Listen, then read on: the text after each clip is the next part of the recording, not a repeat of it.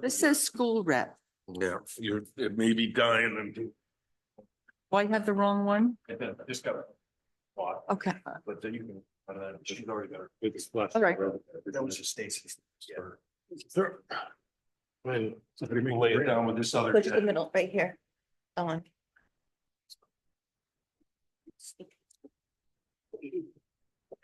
You want me to call it, Ryan? Okay. All right, we'll call the meeting of the October 30th, 2024 Budget Committee meeting. Can I get a motion to approve the agenda? Make a motion to approve the agenda. Second. All those in favor? Aye. All right, old business. If you want to, as far as old business is concerned, you see that the large packet of information was the result of the discussion we had last meeting. There was some request for expenditures. Unfortunately, we had to do the expenditures by year. They couldn't break that many years up into columns on one sheet. So if you look at the top for the period, it'll say January 22 to December 22. There is a summary sheet on the top that finance had put all together. And additionally, Drew had put together this, there's a lengthy spreadsheet, and Drew had put that together to summarize all those sheets of paper for you. So those lines, do you have one, Greg? Or do you have one of those? Be right here. It looked No, like no. that. Wait a minute. Go ahead and wait. That's, Drew put that together, which will help you out a lot. You want to look at all those individual packet.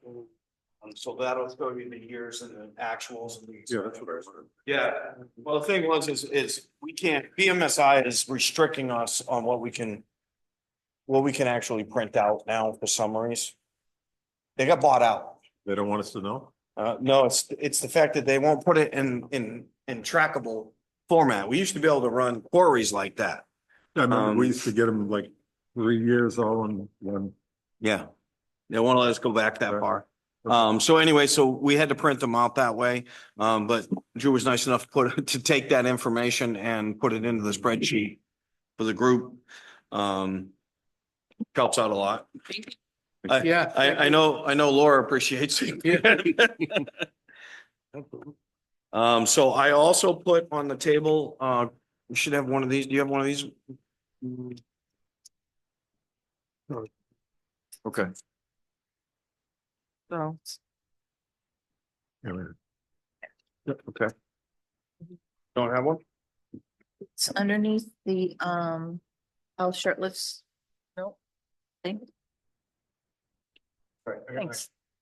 So what you have there, this is the spreadsheet that we put together. So on the 25 proposed column, that is what the Board of Selectmen has approved up to this point. There's one solid waste department is not highlighted. That's because that number is not scheduled to change, but the board hasn't formally approved it because there's a proposal on some transportation costs versus the purchase of our own roll-off truck. And that's going to be heard at the next board meeting. But what I wanted you to see is sort of an overview of what the numbers look like going in as from a total, not just from each budget, each line. This is each department broken down into the total operating budget, the difference between 2024 default and what the 25 BOS proposed budget is, the percentage variance based on every single budget. And then at the very bottom, you got the water department is broke out because the water department is funded by its end users. But that shows you that the default for the water department, what was approved as their operating budget, and the percentage of the increase is 0.5% on that.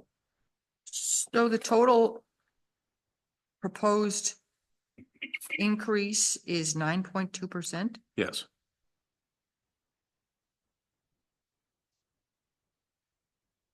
Yeah, that's 2 years. The default, yeah. That's, yeah. And the majority of those are the wages. All. The rollover. Right, so wages, but also the big majority, the other part is, what the board just heard is our health insurance rates. You remember, our health insurance is over almost $3 million.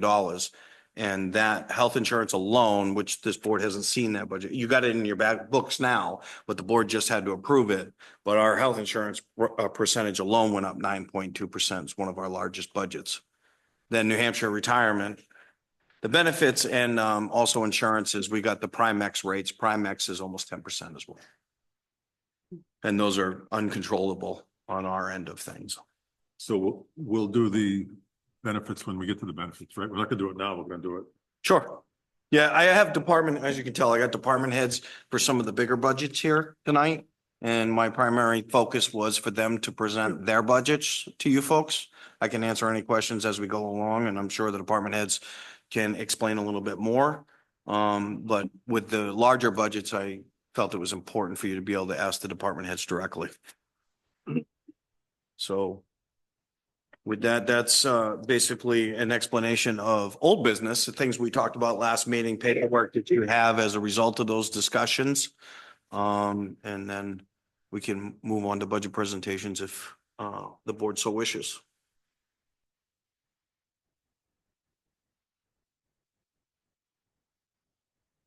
But the paperwork you were given does have budgets through everything that's been approved.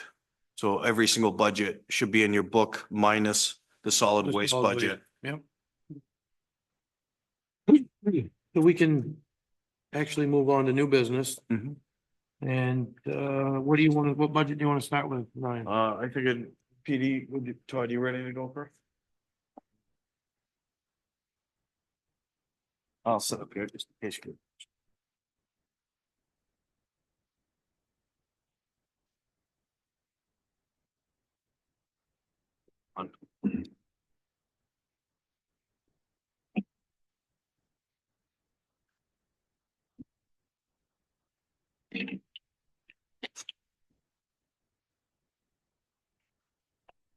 Good evening, folks. Evening. Evening, chief. Push your button so you get a green light, chief. There you go. Now you can hear me? Might want to pull it back a little bit. All right. I think the packet you might have as a BMSI printout is only 2 columns. They get my whole packet. Right? Mhm. You've turned a page or 2 in, you'll see just a regular spreadsheet that I put together. It kind of gives a little more information instead of just the 2 columns. Oh, I think it does the math for you to see what I'm going to be talking about. Is that the stuff we got tonight?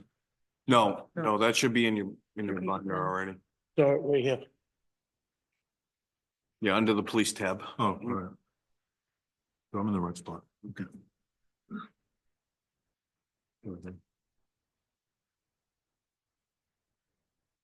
So as you are aware, the biggest impact we have is trying to make up for the default. So the majority of impact, of course, is on my payroll related lines. The additional piece to the request for this year is related to our second SRO position, school resource officer. We added that position back in, I think it was 2018. It was filled by a permanent part-time officer, somebody that had retired out of a local PD. And the way it's set up is the hours he works in the school are reimbursed to the town. And then the remaining hours that he had after that full-time period during the summertime, he would work as a regular part-time officer for us. So budget-wise, we didn't really have to budget for his salary during the school year because it went through our revolving account and was reimbursed through a school grant. He retired for real this time in June, and so I spent the summer trying to replace him in much the same fashion with a permanent part-time position. We negotiated with a recent retiree that we were pretty excited about. We offered a competitive wage, but unfortunately, the retirement system has reduced the number of hours that they can work. And I'll tell you the hours there. It used to be 1,664 hours per year, and that's been reduced to 1,352. Is there any way we can get around that? I mean, that's like, you know, why do, this is just a stupid question. Why does the government do stupid things like that? And I'm done. That- No, it's a rhetorical question. It's just so stupid. I'm sorry. Taking a contributing full-time position, and converting it and replace that with a retiree is what they're trying to combat, right? But what it puts me in the pickle for is if, even in negotiating with this particular candidate, I recognize that that was the issue. So he would have been down to like 32 hours a week through the school year. So I'd have one day he wouldn't be in the school. And then very minimal hours that he would be able to do during the summertime. But nonetheless, I was going to move forward with it that way. But for him, it's not enough money for him to do it. He's the type that's looking to retire, and he's looking to work, and I can't do enough hours. So that's the challenge I was faced with. And around that time, because this was in August that I learned all this, I was working through my operating budget proposal. And so I said, well, what would it be like if we added a full-time position, converted that from permanent part-time to full-time spot? And with the premise that the salary during those school hours for the majority of the year are reimbursed from the school. So if you see on the salary breakdown, which in the back is probably a couple pages in, it'll be kind of a side shot. Looks a little bit like this. Okay, maybe the back of the back at that. Like the other way in the back. Oh, it is. I put it by the salaries. Yeah, this is the. Yeah. Like that. Yep.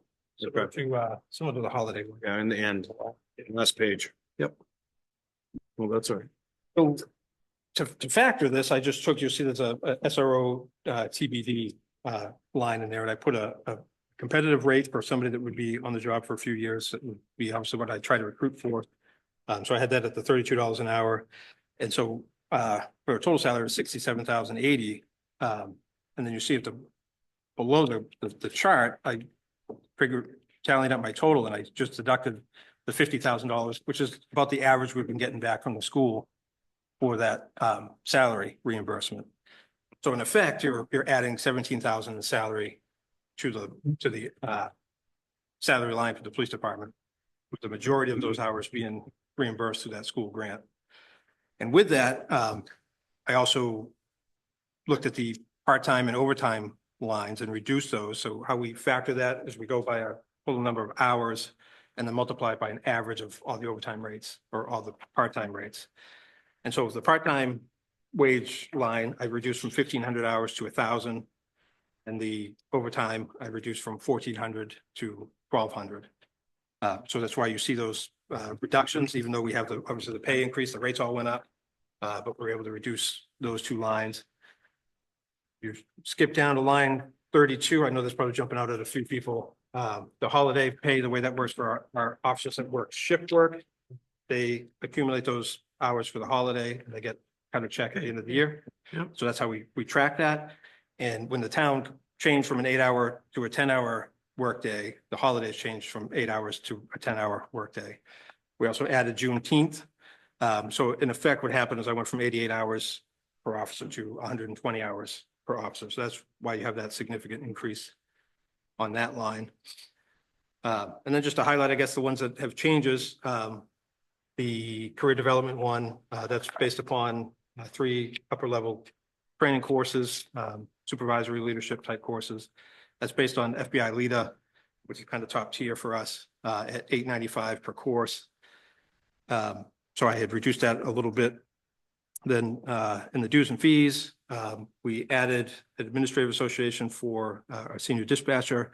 And then I was able to remove OpenFox, and the accreditation dues are being reimbursed by the state. So I don't have to calculate that in. If you go down to line 165, the contracted services, I added a module for Power DMS, which is our document management system for the town. That is covered under Josh's budget, but I have this one particular application that is required for the accreditation process. So that was added into that. And I was able to remove Guardian tracking. I discovered that both I and Josh were budgeting for that. So that is now reflected only in Josh's budget. And then fleet fuel, reduction there, we had increased it based upon what the gas prices were doing. This is my best guess at an average, assuming about $3.15 a gallon. My last check on it was we were in the 250s, I think, earlier in the summer, and that's factored about our average of 10,000 gallons per year. So I was able to reduce that by almost 5,000.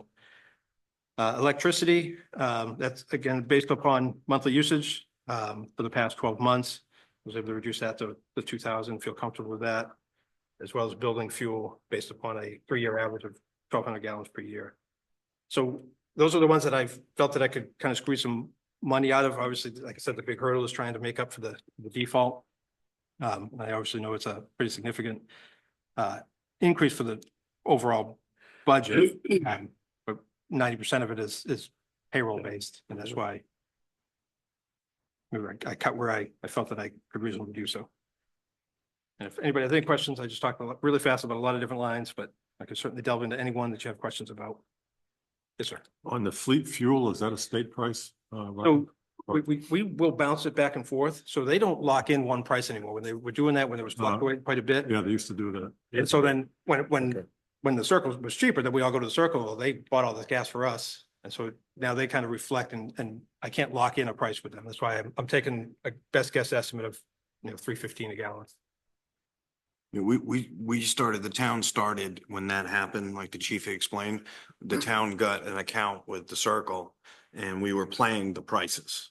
So whatever the state was charging at that time, if the fuel prices dropped lower based on whatever the economy was doing, we would swap over all the town vehicles, not just PD, but we would swap over, try to capitalize on the reduced cost and then jump back to the state as the prices fluctuated.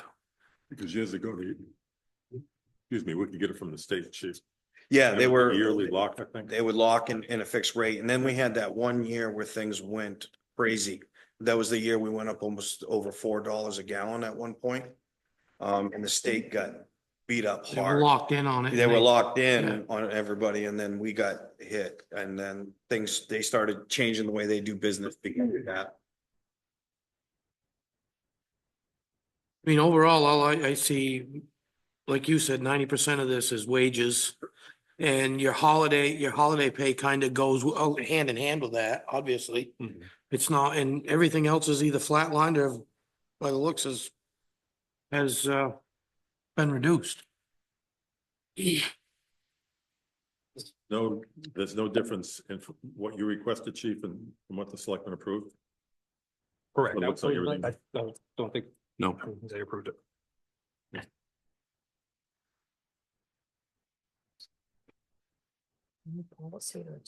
The town's on also nowadays. But the only one the only ones that get holiday pay like this are emergency services. So the full-time firefighters that are there, you'll see that in there and then PD. That's based on the fact, obviously, that they don't get to take paid holidays off. How many holidays a year does the town give the employees? I There's believe. 12. Well, Yeah, that was part of the impact. So not only the hours go up, but we added. Yeah, because Juneteenth. everybody added that Juneteenth to the yeah. federal holiday. Yeah, the way our policy reads is that the town is. The Yeah, town, yeah, but the way the policy's always been adopted by the town is that we observe federal holidays. So once the federal holidays adopted it, then our policy was. Unto it, unless they went back and changed personnel policy.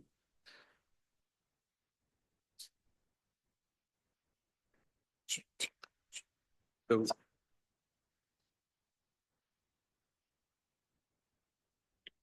Anybody have any more questions for the chief? If not, I'll entertain a motion.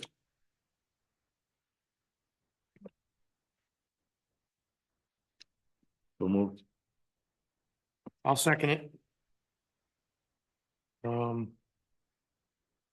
Any more discussion?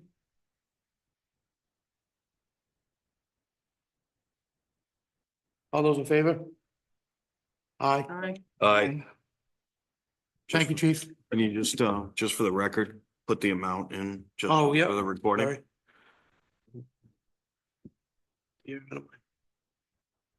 in the amount of $1,574,856.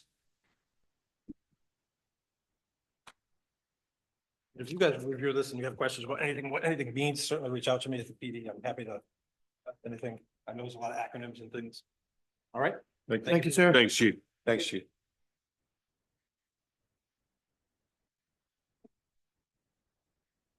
Okay. Oh, If you had to sit through it all, you get the most budgets.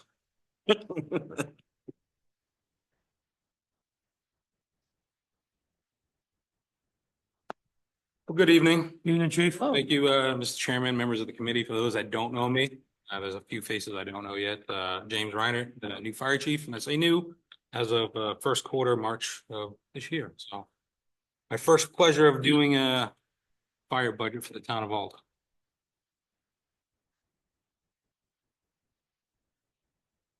Just as with police, a majority of my increase is based on personnel, wages, payroll. A lot of either level funded or decreased in majority of the remaining line items. The biggest ones you'll see are probably full-time wage. The holiday pay is a new line item for the fire department. Same thing based on the 12 federal holidays that are observed for the 5 full-time personnel. I think it was just under 7% increase in the overall budget since 2023 under the default. I don't know if there's any specific questions or if you want to go line by line, what's your purview?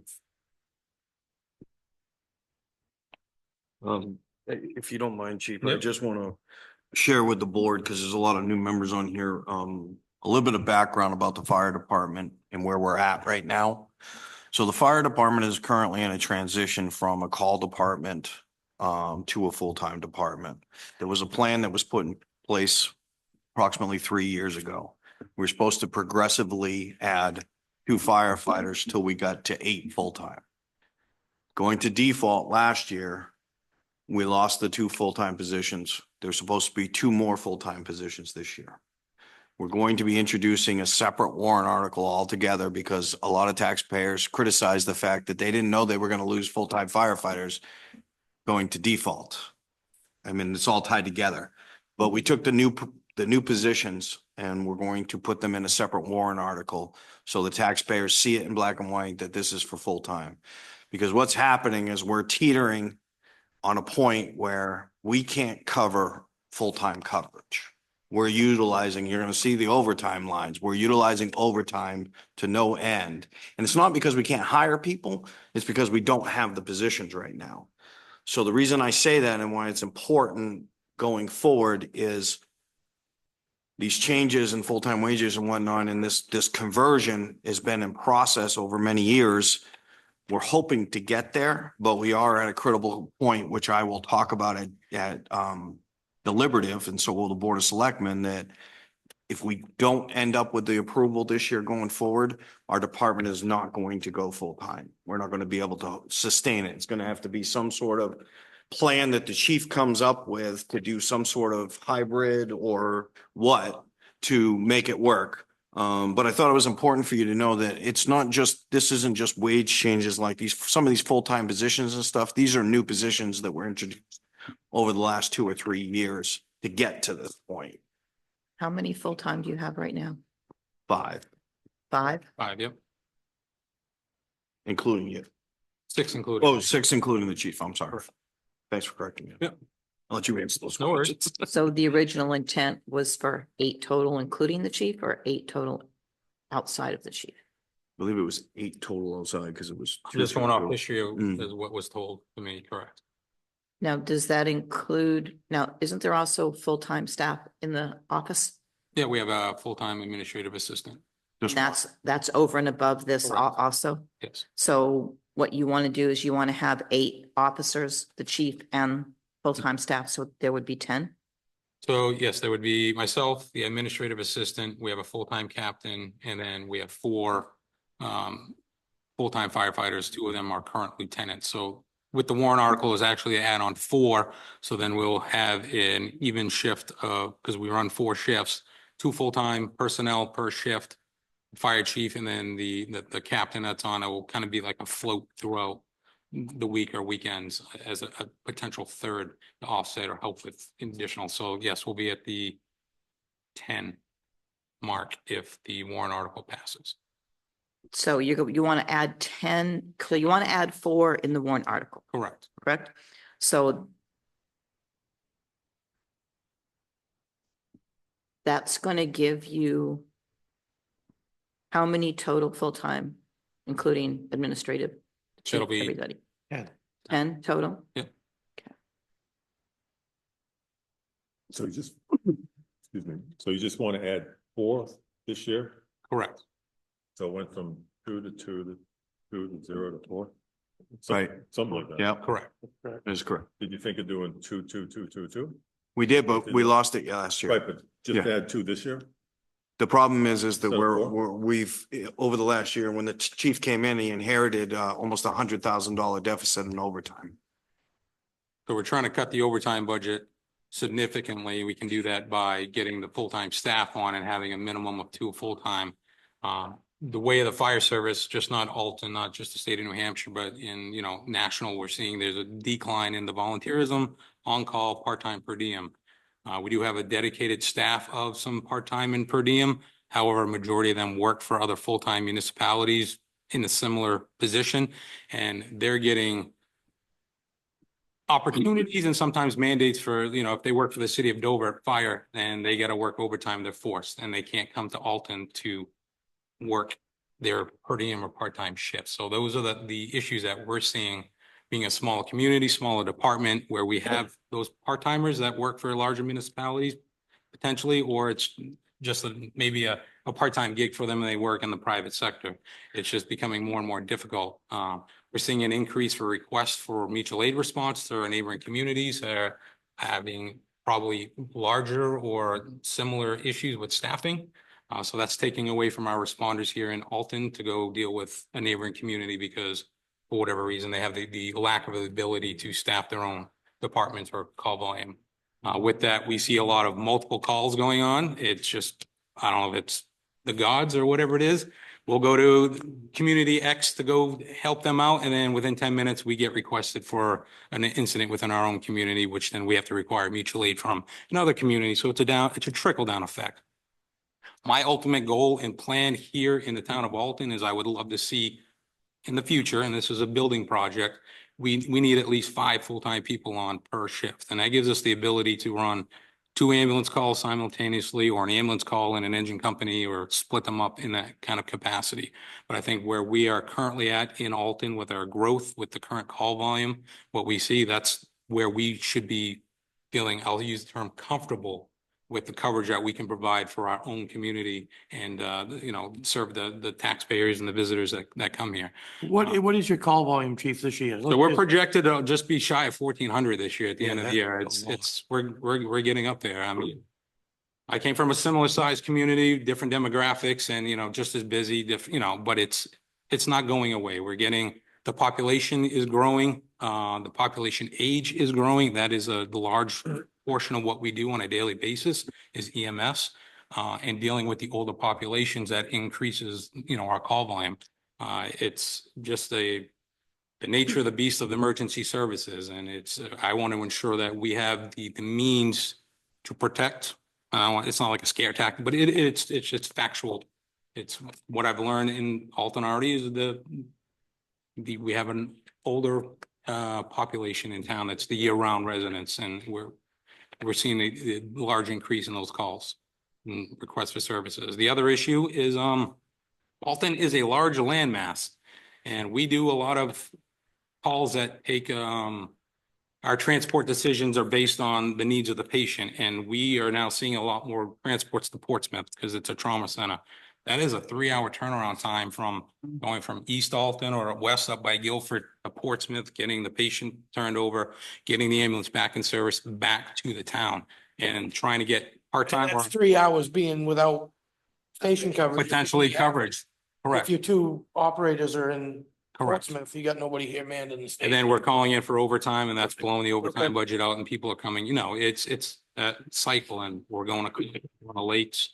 Unfortunately, our closest hospital doesn't have the means all the time to deal with the patient or the needs of the patient at that time. So that's why our transports are significantly increased. Dover doesn't have a trauma center? They do. There's a little bit in differences in what they can provide, even in their trauma versus what Portsmouth does. Same thing with their cardiac. They do have a cath lab in Wentworth Douglas. And it's all based on specific needs of the patient. We can call for a med flight and they're gonna pick up that patient and they're gonna fly right to Portsmouth and, land them in Portsmouth versus Wentworth Douglas for a myriad of reasons, but they do. It all depends on the needs of that specific patient. So I want to jump back just real quick. You're desiring to add how many full-time with this budget? 4 additional, those They're not- numbers are not in this budget. It's the warrant article Okay, separate. that's good because these numbers don't work for 4. No. And Before the dollar amount. Yeah, it's about 318. 300 and what? 18,000. 18, Mhm. and does that include the benefits? Yeah, it'll be all spelled out with that. And part of the reason for the warrant article too is not, the biggest reason is this whole thing with the fire department, whether we go hybrid, whether we try to stay volunteer or we go full-time is really, it's a level of service that what the people want. What do they want? We either want full-time coverage, from the community. So I thought much better for it to all be spelled out in a warrant article and then let the people decide. Because really, that's what it comes to, the outcry of, do we want to still rely on people coming from their homes and calling them out, especially with the lack of volunteerism that we have right now? That's going away in a hurry. We don't have. Yeah, Yeah, yeah, I there's no know. such thing And that's as the, volunteer. that's the problem. We're stuck between a rock and a hard place right now with this. And it's either we're all in or we have to seriously change gears. Cause we can't do another year like this. We've been 2 years now where we've jumped from call to full-time and we can't staff full-time. So why couldn't you do 2 this year instead of 4? Because we pulled money from other areas Why to, couldn't you, in the warrant article that you're gonna have it in March, instead of doing 4, why couldn't you do 2? cause the overtime. It costs more in the overtime than it costs to And we'll staff. get all those figures? What's that? We'll get all those figures when you give us that warrant article? Yeah, sure. Okay. But I mean, where were we, Ryan, and excuse me, James, because I know you weren't here. Where were we in overtime? And I can't remember, that's the reason I'm asking. We were well in. $170,000. Just in overtime. Because of the situation that we're in, and I'm not, I mean, I'm all about saving money, but we're gonna spend more money if we keep doing this, because the level of service can't drop. So you still have to respond, whether it's there or not. If you don't have the staff to respond, then it makes it not good for us as a town that we're not responding to these other calls because people are tied up and we don't have the staff to staff. And the other impact to that specific line, the unanticipated, like the overtime blowing out that budget is it just doesn't affect that line item, but the retirement costs at 30.35%. Right, it goes, everything goes. across the That's board. in the municipal budget, which was not accounted for, those are Yeah. these things that I'm trying to, can we squeeze this down here to make it more palatable? Trying to stay on par with the plan that was put in place previous to me with the addition of 2 each. Kind of just my pitch to the process, and I think we need to do catch up and put the warrant article before. Again, let the voters decide, however. And I do like that idea. I mean, obviously you guys know that I'm all for letting people decide what they want and that's, if you put that in a warrant article and the voters, majority of the voters decide they want it, well, then that's what we're here to do. I mean, if the majority of the voters don't want it, well, they're gonna tell you. As long as the warrant article is understandable, so, Correct. because so many warrant articles are gobbledygook, you know, Correct. and, they're legalese and the common person has trouble understanding. I just have one comment. The 2024 default operating budget was 1.2 1.62. Correct. And I just find it interesting that the actual budget in 2 years prior was 1.63. Was actually in the long spreadsheet. Was actually more. Long spreadsheet. Yeah, the one I created, the Yes. 2022. Yeah. Yes. The actual expenditure was 1.063565. Yeah, and the default operating budget for this current year is 1.062. I can't speak to that, so unfortunately, but yeah. I can speak, I can speak to that. What it was is there was two, yeah, that was before the full timers were, the two that year were added. But the other thing that was being done too is there's more cost sharing with the, remember, there's an ambulance line. And what they did is our ambulance calls are through the roof compared to our fire calls. So the ambulance revolving fund is absorbing some of that cost now. Because we're paying for it. So there's a ambulance revolving account, which when the ambulance does do transports, they bill insurance. And when that money comes back in through those expenses, it's in a revolving account to help fund the ambulance service. That's how we buy a lot of ambulances that way. We do things like that. And as the ambulance calls grow, the board have made a decision to offset some of those costs. Because before we didn't have a separate EMS versus fire line, Mhm. but since we created the revolving account, we've used more of its billing to try to self-fund as much as we can. Mm. So that's how it's offsetting the fire budget. It's not that we're spending less money, it's that there's more costs, cost Being savings offset by the. being revolving fund. offset. There was something created, I think about 20 years ago, I don't know how long. But it was that the ambulance could be self-funded and money would come from the fund to buy new ambulances. Is Yeah. that the same fund? Yeah, that's a revolving fund. 'Cause That's my what was brother-in-law created. helped push that through the state, Yeah, so I knew about it yep. way back. when. And that does save, because you guys buy your ambulances, and Correct. all your, a lot of your stuff. Cardiac monitors, power stretchers, all those big ticket items comes out of it. So how many of your calls, like in town calls, have you guys missed because, or that could have been mitigated by having full-time positions?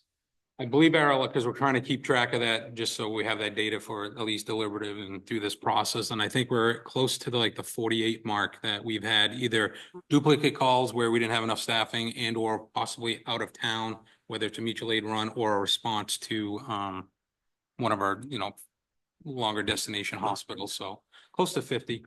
And then how many has Alton had to help with like mutual aid to other towns because they don't have coverage or? So we were, I think I was 35 or 36 to one specific community, neighboring community. That community is, I won't say it's not difficult to work with, but they just don't have the means to reciprocate the mutual aid. So we have with other neighboring communities who have maybe permanent staffing that we kind of rely on each other currently because we're in the same situation that we'll utilize them first to come in, bring in a second ambulance or whatnot, or we have multiple patients on a motor vehicle accident because it's a little bit more reliable in that aspect. So those numbers are they wash themselves a little bit. I'm still trying to figure out how I can ascertain department to call response. I don't know if I'm making sense. In my brain, it makes sense. Or what I'm trying to get to the data set, but it's like, all right, we're going to community X because they don't have staffing.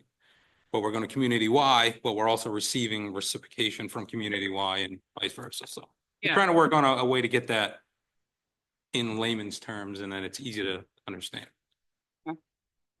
So if you had roughly 50 calls that you needed to Correct. seek additional help for out of the 1,400, Mhm. about 3%, give or take? Okay. With that also, we're losing potential EMS revenue because a majority of those it's majority of medical calls. So we're losing the opportunity on that 3% for the revenue side of that to help offset the other At thing. the revolving, But yeah. Yeah, you'll see more call volume, but the other difficult thing is that where we do have a potential for, or we have an older population that are on Medicaid, Medicare. Those rates are lower than the commercial. We don't have a ton of self or uninsured residents that I've seen so far. The commercial is helping.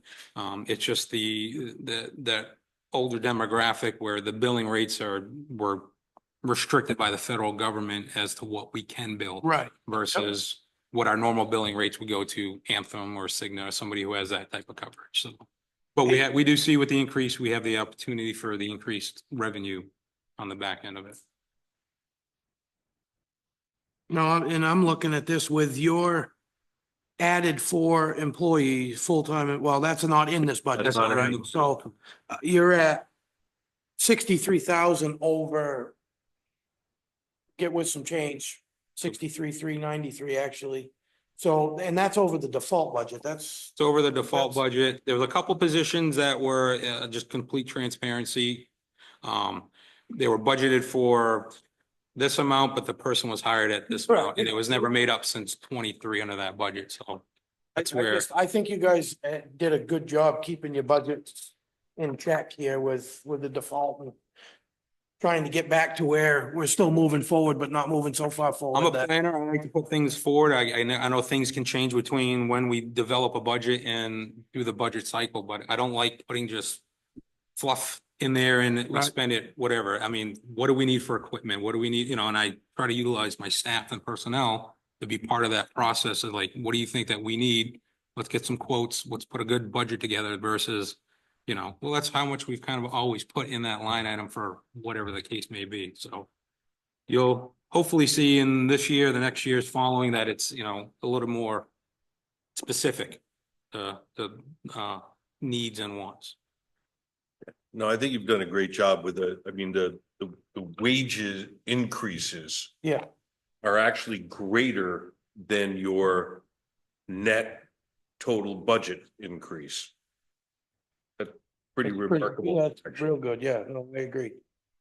And just speaking for me, I see that ambulance go by my house at least 15 times a day, so I know what you guys are doing. And I'm sure there's other people here that see it too. There's really only one way around. Back and I forth. know you guys are busy. Yeah, I know you Busy. guys are busy. That's what I'm getting at. Yes, sir. So I don't know you two, so I was on the budget committee years and years ago. This is your first year? First year in the town of Baldwin. Sorry, Ryan's the one that I need to ask this question. Right. Oh, what's that? Go back over these sheets, the expenditures. Yeah. The overtime line has, since 21 has been severely under budgeted. Why? Do you know that? Or- Oh, I think because what they did is when they implemented this plan, they went from, Right, but they got what they wanted, right? They got Yeah, the but two see, guys that for. but this is what they didn't do, which, again, I wasn't part of that budget process at that time, but what happened is they went from 0 to 60 in 1 year. They only asked, we're gonna progressively add 2, 2, and 2, but on year 1, they got 2 approved. They went from 100% on call to 24 hours. And you can't take 2 full-time people and try to staff a 24-hour. It was supposed to sort of ease in along with the full-time, and it didn't end up happening that way. They tried to flip the switch, and we ended up covering a lot with overtime. But if we look at just the numbers from January 21 to December, the budget was 8,500, the expenditures were almost 50,000. So one would think, logic would say, okay, we need probably raise that amount. In 22, that amount was budgeted 8,500 again, and expenditures were 155,000 almost. And then in the default budget, it's only 20,000. And the expenditures already are what, 162,000? Well, that wasn't budgeted. Sorry, that was way, but- 23. Yeah. So it was budgeted for 20,000. When all I had to do was look back, and I don't know, a couple of years and say, holy cow, we are severely underfunded in that. That doesn't make sense. So now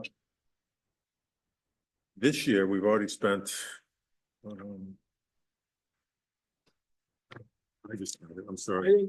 think a lot of that can be attributed to the fact that people aren't taking call, we don't have per diem workers anymore, and we don't have the full-time staff, so the full-time guys that we do have are working. Right, but my point is, why didn't it get raised each year? If they were continually spending like So what they're doing, sometimes over $100,000 more in overtime, one would think after 2 years, maybe we should raise that. I mean, even after 1 year, and I don't know what the twenty. No, I agree with you. looks like. so I think if you start looking at that, you see all the different wage lines. The call line has a couple $100,000 in it. Look at the expenditures on that, because what ended up happening is the chief at the time was budgeting for a 36-person roster. I think we might be Yeah. 32 now, 36-ish employees, but when they stopped responding to, or couldn't, I don't want to say just stop, but they couldn't respond, they couldn't cover shift coverage, and we went 24 hours. They were using what wasn't being covered. They couldn't accurately tell how many of those volunteer on-call people were actually going to take shift a year, because they're not forced to come in. If they don't work, then they have to take the money from the on-call line and fund shift coverage. And a lot of times that's out of overtime. So if we're looking at this, if we're looking at 25 budget. There is. Where is it? Somebody help me. Right here. You get the request amount? Yeah, there's only 20,000 again requested. But there's also I also added into the ambulance revolving an additional 30,000 in the ambulance revolving, so that's not coming out of taxpayer. It's not hitting the tax rate, basically. Okay, so that's 50. That's 50. So I'm hoping with the anticipation of the 4 additional full-timers, that's gonna drastically reduce our need for that overtime for that second person, licensed person, they make up that minimum of 2 per shift.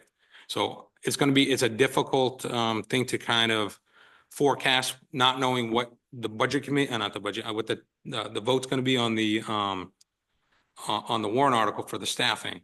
So I'm hoping that if that passes, we're able to then start looking at real data as to like coverage for vacations, call outs, large events where we are calling people in for, structure fire, multi-alarm or whatnot. So I am trying to increase, knowing that there is still going to be a need for overtime. Additional full-time staffing is not going to eliminate it, but trying to be a little bit more creative as to where the money comes from. So it's not a large impact into the operating budget out of the taxes.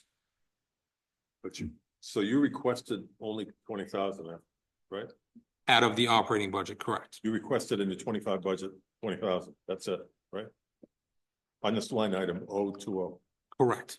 Okay. So when you get these 4 full-time firefighters, if this warrant article votes, Mhm. will the shift coverage line go down?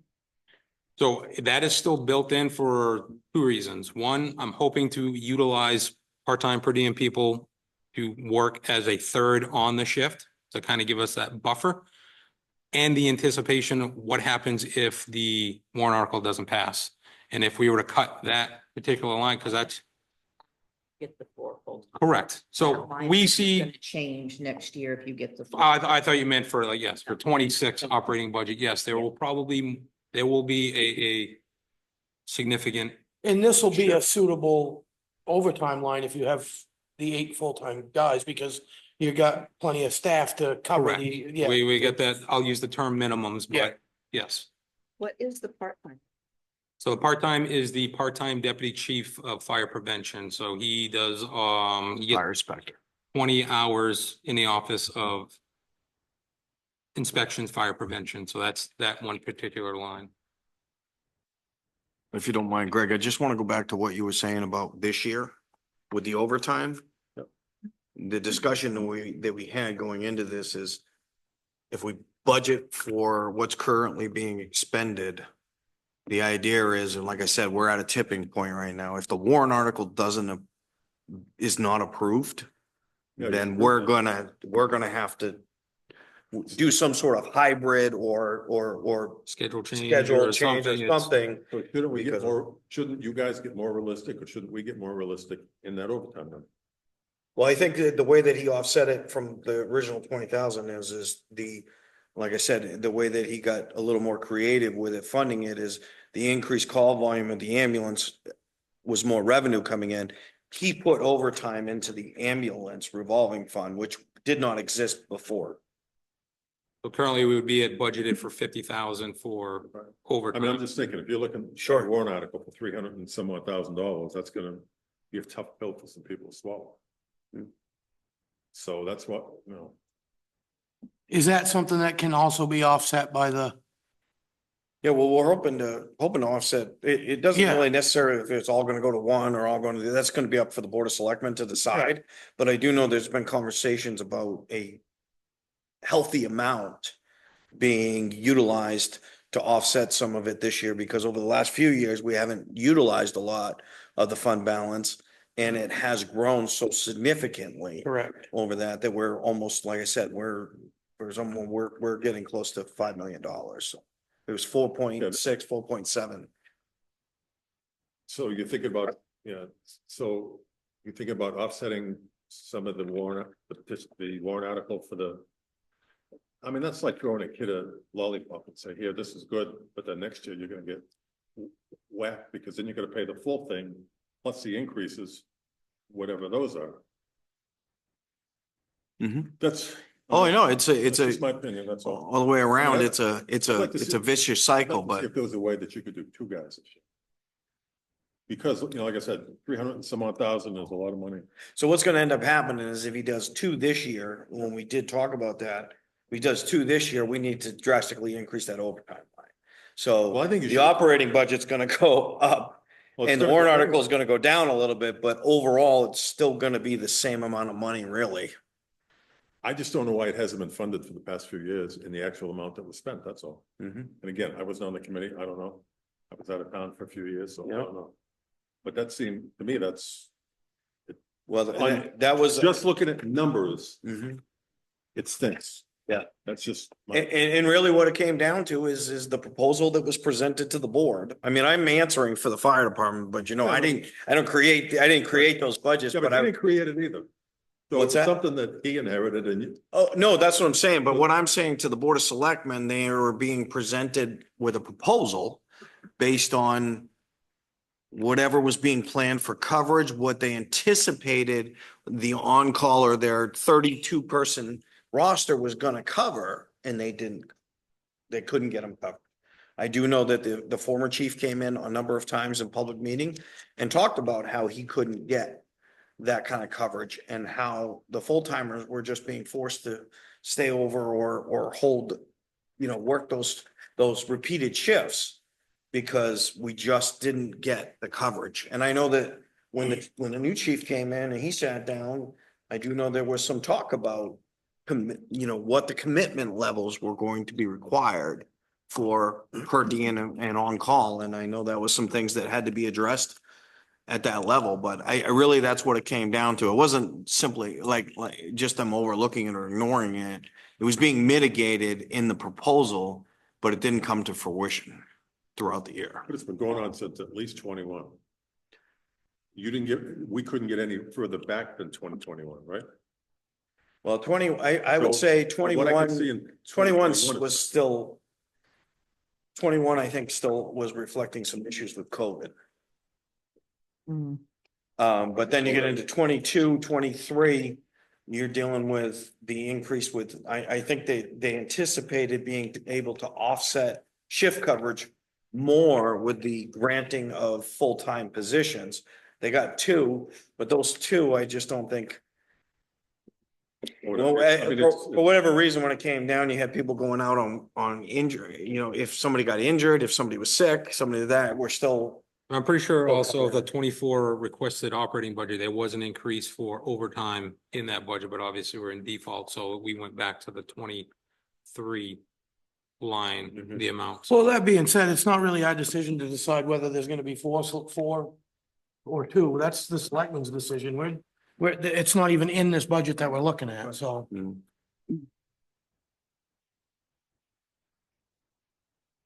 I don't want to kick a dead horse and so.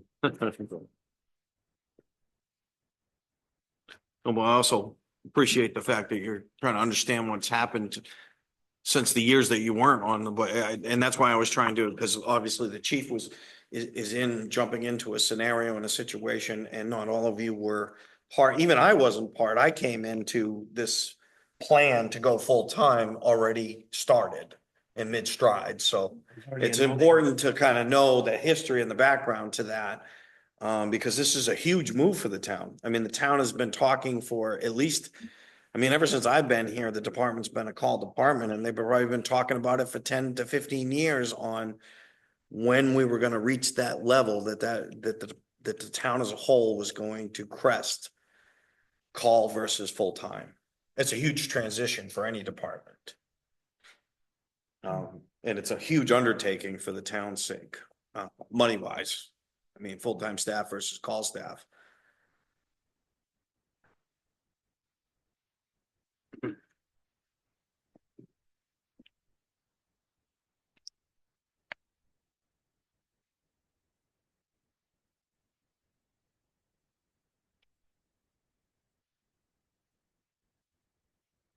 Anybody have any more questions for the chief?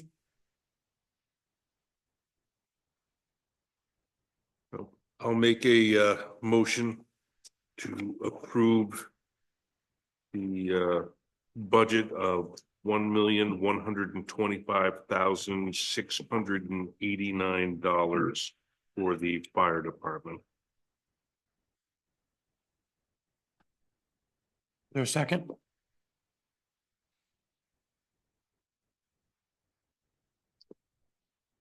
I'll second. Any more questions? To the chief or? All right, all those in favor? Aye. Thank you, chief. Good luck. Thank you, Thank you. appreciate it. Thank you for your time. Thanks, chief.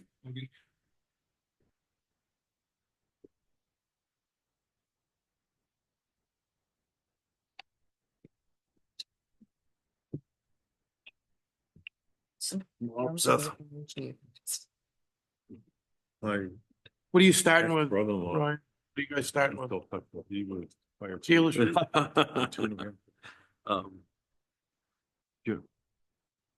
Sure. He's in triple.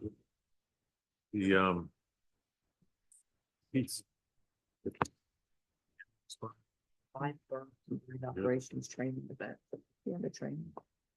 Let me see what, Just ask. yeah, no, let me see what, It's mine, it's 0 and 8. 018. Oh, yeah. It's justification. Sorry, what were we talking about?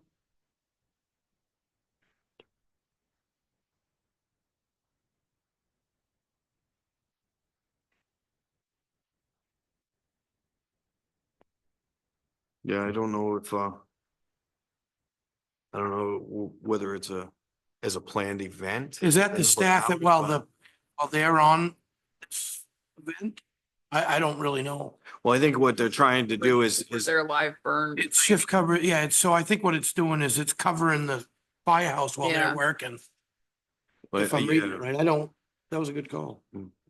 Just saw that and it just didn't. Yeah. seem like It Yeah. was But if you read just the, a housekeeping question. yeah, Yeah. no, I got you. I think one of the things too, and I can clarify this with the chief though, is I think even if it's the coverage at the station during it, but at the same time, I think it's the only planned event where they take per diem staff and they require them all to come. So it's Make a, them come, you know, yeah. normally it's a shift here or there, but when they bring all 30 or however many show up for that, I think he's budgeting it more than, I think that might blow his whole training line. Or it's just pay. Burn. The department from other towns. Ryan, I just have one other question, maybe. Sure. Where did the overtime money come from in 21, 22, 23 budgets for fire department?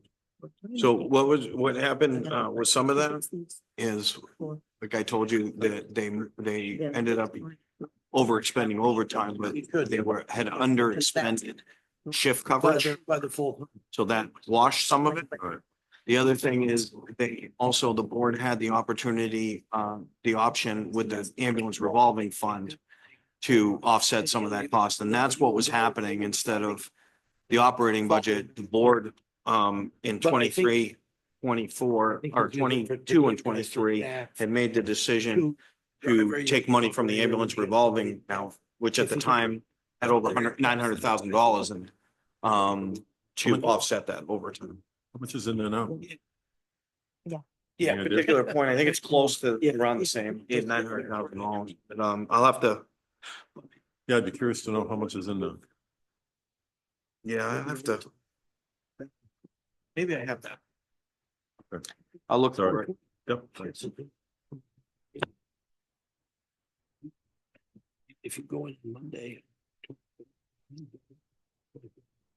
Work a shift, you know, so it's, that'll cut that back because now you're filling it with somebody that's on regular phone. Yeah, just like they did this. Yeah.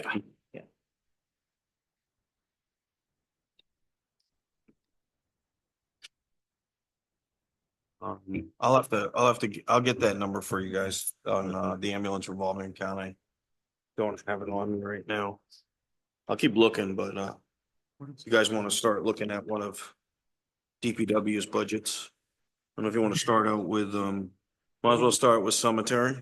I think we did that already, didn't we? Did we do cemetery? We did cemetery and we did grounds and maintenance, I think. Those were the ones that, I'm pretty sure we were, they were, Yeah. they were less, yeah, they were decreases. And I think, so really, I think maybe the only, I saved for you, Seth, is the actual highway Yeah, the budget. DPW. Highway and, solid waste, but, So 4312? Yes. Yep. 4312. Waste we don't. No, so that's, they're still in. The, Oh, I haven't met a couple of you guys. So I'll just introduce myself. My name's Seth Garland. I'm the new DPW director. I started here in June, picking up where Scott left and, been going on from there. So I tried to keep this pretty well level funded other than wage increases or contractual increases. Drastic jumps in market items.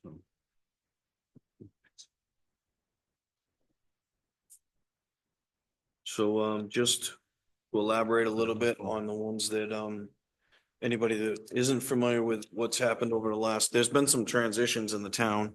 And one of the big ones, aside from the fire department transitioning to full-time, was about 3 years ago, 4 years ago, the town made the decision to go to a Department of Public Works umbrella and format, creating the Department of Public Works Director's position. At the time, Scott Kidman was the one that was hired and ran that. Over the course of 2 years, we merged cemetery, grounds and maintenance, highway department, solid waste and recycling, all under DPW. And what that did under the budget format, and this is some of the stuff that you notice, is all the other departments, the wage lines all went into Department of Public Works. And the reason for that is before, when the departments operated independently, it was very frowned upon for them to share resources. But by having an umbrella, a DPW umbrella, all of the personnel are paid out of one budget, controlled by one department head, as is all of the trucks and all the equipment. I know I experienced it personally through my years here with the police department. It always sounded a little funny to me when I would sit at a board meeting and I would have, so you'd have somebody complain that they saw a grounds and maintenance truck out plowing when that should be a highway job. Well, that's not necessarily true. We're all one town. It's all the same tax dollars and we should be sharing resources. And what was happening is one department that was shorthanded would be penalized because another department needed those resources and they weren't really being encouraged to send personnel over. Right now, if we have people that are sick or out injured, say at solid waste, Seth has the ability to send a certified Backfeed it license, from go another- back, from highway to cover that. And then that way that individual's on regular time and not overtime. Same thing with cemetery, we fall short. Seth himself and their administrative assistant down at Highway has absorbed, we do not have a cemetery sexton anymore. Those services and everything they're handled, burials are all being handled through Seth's office and taken care of. And I just thought, again, it was important where Seth is this is his first year with it. There's a lot of things that transpired over the last 2 or 3 years that is new to the town. So that's why when you see all of the wages in here and how the breakdown is, it's every single Department of Public Works employee is merged into this. Okay, sorry. All Oh, good. and All good. preface all that. Go ahead. Take your thunder.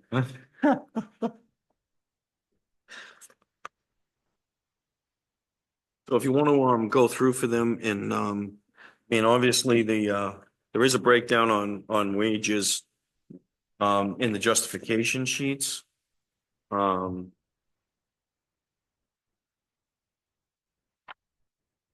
But if you want to go down some of these other lines and see where there's any changes, either jumps, increases, like one that steps out of the top of my head is gravel.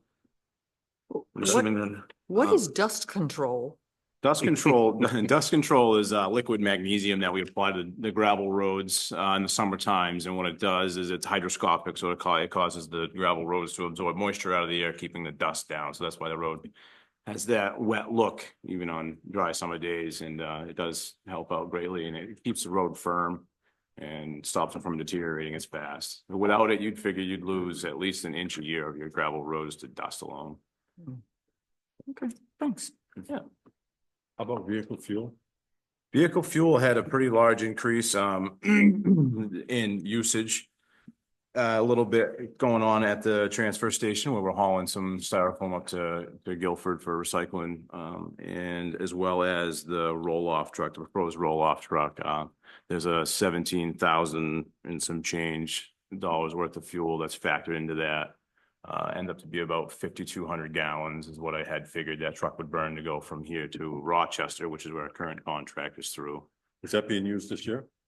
Excuse me? Is that truck being used this year? That's what's has the solid waste budget table right now. Yeah, oh, proposed for Proposed. 25, not being used this year. So the fuel- The reason for it is the fuel cost is going to be washed by the transportation fees that we're getting hit with on because right now we pay disposal fee and we pay a transportation cost. Right. Those transportation numbers are making it less affordable than what it would cost us to purchase our own roll-off truck to haul for ourselves.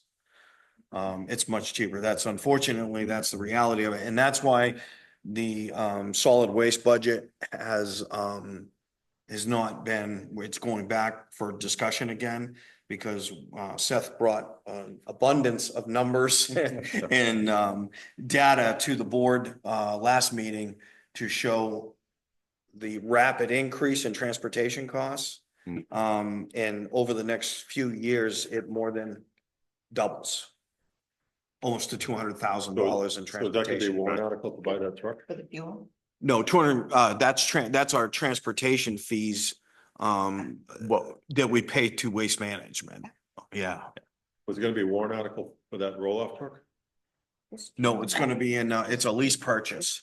It's gonna be it's being proposed in the solid waste Yeah, budget. being proposed as a lease. So we're purchase. proposing to, So it's gonna be in the budget? It's not gonna be something the voters can vote on? right, because the fact of the matter is the transportation lines are in that budget.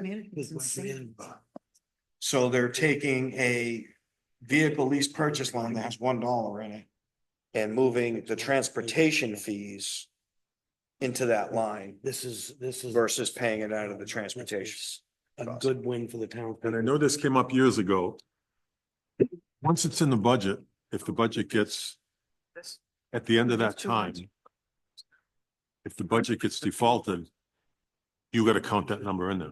Correct. And right now, as it stands, the money that's being allocated for transportation, even in a default situation, is more than what the yearly lease would be. I'd rather see it as a warrant article myself, but that's just me. Okay, because Greg, I can give you some quick rough numbers because I scribbled a lot of notes.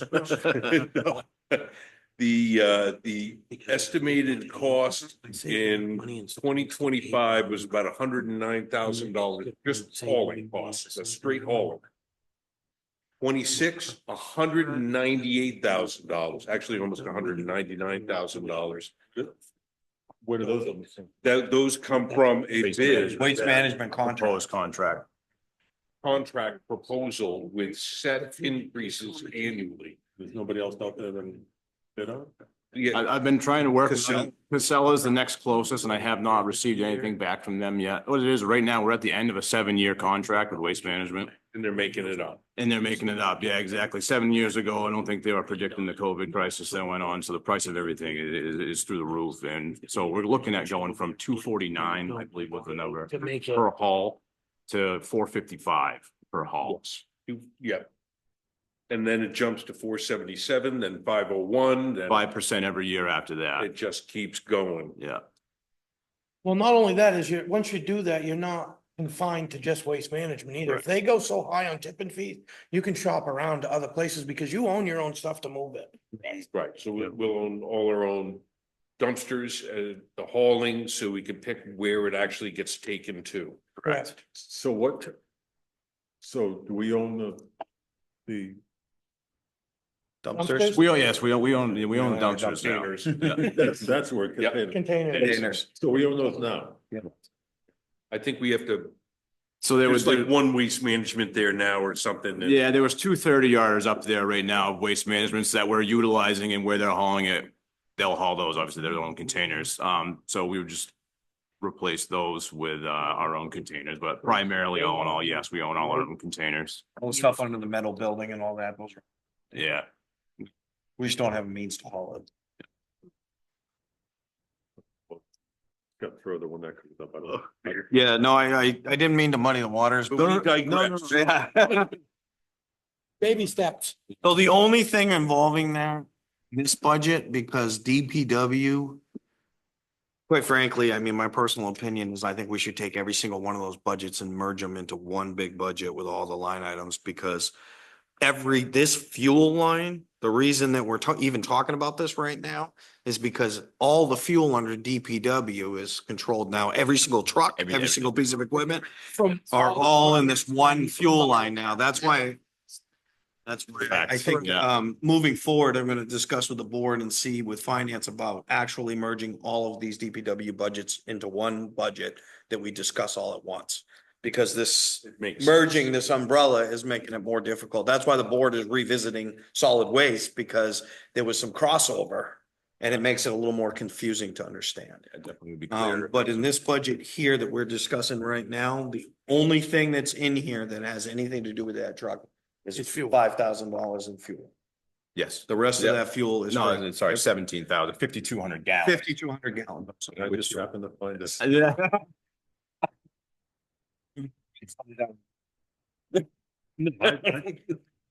was just trying to figure out why is it so much? Yeah. Which too, we do shop around. If it is cheaper through the wayside down there, we get it from there. But I think currently what I paid last was $2.73 a gallon for diesel fuel through the state, and that's pretty good. Yeah. Pretty good. So couldn't it? Never mind, later, it's fine. Okay, go ahead, sorry.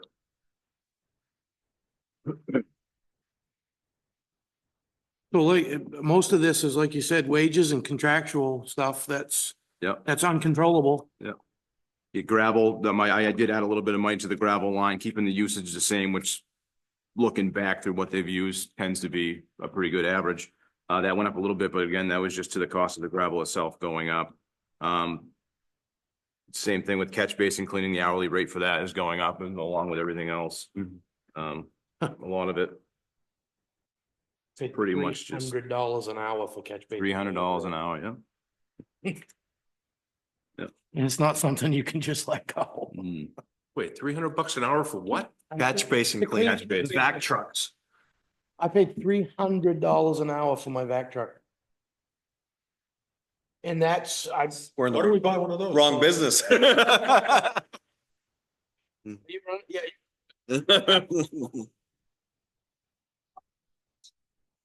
And correct me if I'm wrong, Seth, but I believe the merger or your uniform line went up because of the added employees merged into this budget. Yeah, so again, that's everybody's uniforms, safety equipment. It's all in one. Gloves and all the things. Yeah, we need to get this.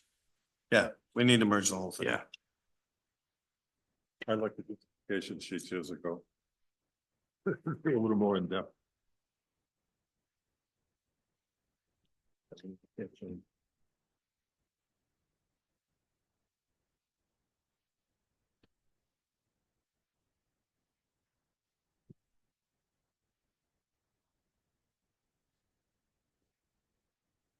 Why did salt and sand go down? From a default budget, why did it go down? So the cost of salt, believe it or not, it's not very often that it does happen, but did actually go down this year a little bit. So again, just keeping the usage the same, which is been pretty steady. I was comfortable taking a little bit away from it. And the sand, with the rubber asphalt chip sealing that we do in the summertime, that produces a lot of chip stone, which we then use on our dirt roads in the wintertime to offset some of that sand. They collect it with Yeah. with the sweeper. They sweep it up and And they then haul it back. to the- reutilize it. Yep. Recycling, Mhm. and it works.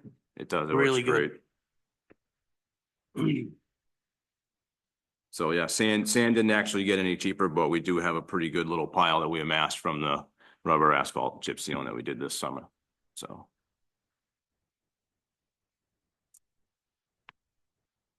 Trapping went up. We have had the cost for trapping has gone up, as well as there's been quite the uptick in beaver problems around. I know just last week we took 7 of them, so it's been picking up.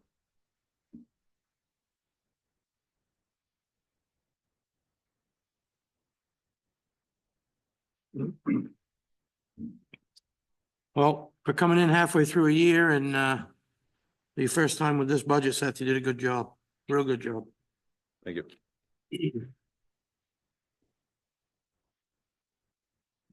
So this was a default budget and outside of a couple lines.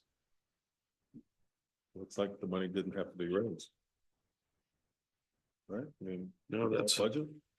That was pretty much the discussions at our department head meetings moving into this was that we were gonna do everything that we could as collectively as department heads to level fund or reduce every single line that didn't have to do with wages or payroll. We knew that it was a hit going into this, especially 2 years worth. And that was the instructions I gave every single department head. And I will say, everybody did what they could. There were certain contractual items, fees raised that we couldn't do anything about, but I will tell you that in most of those instances, they either found a way to reduce use or went away. So, Will there be any benefit buyout this year? As far as you can tell? I'm sorry. Will there be any benefit buyout? Anybody retiring? You're gonna have to- this isn't for retirement. So the benefit buyouts in lines Yeah. are for just the buyback for active employees that if they have, say they have unused Oh, personal days or whatever, they can sell back 2 or 3. He doesn't, currently, right now, they're utilizing their time because the employees aren't, so a lot of them are newer. So we have a capital reserve that was established for retirements. so this isn't like the private sector where use it or lose it, that thing, right? There's, you If they don't do, use it, they get paid for it? you do, no, you do in certain circumstances. So the policy for the town is that you can carry 80 hours of vacation time over. And you can't sell it back at 100%, and you don't get paid 100% for your time either. Sick time accumulates up to 1,040 hours. After that, you lose anything, and you can't buy that out at the end of the year. Only after 10 years of service, you can get 50% or your retirement date. The only thing that they can do is they get a couple personal days that are usually accredited. It depends on your years of service with the town.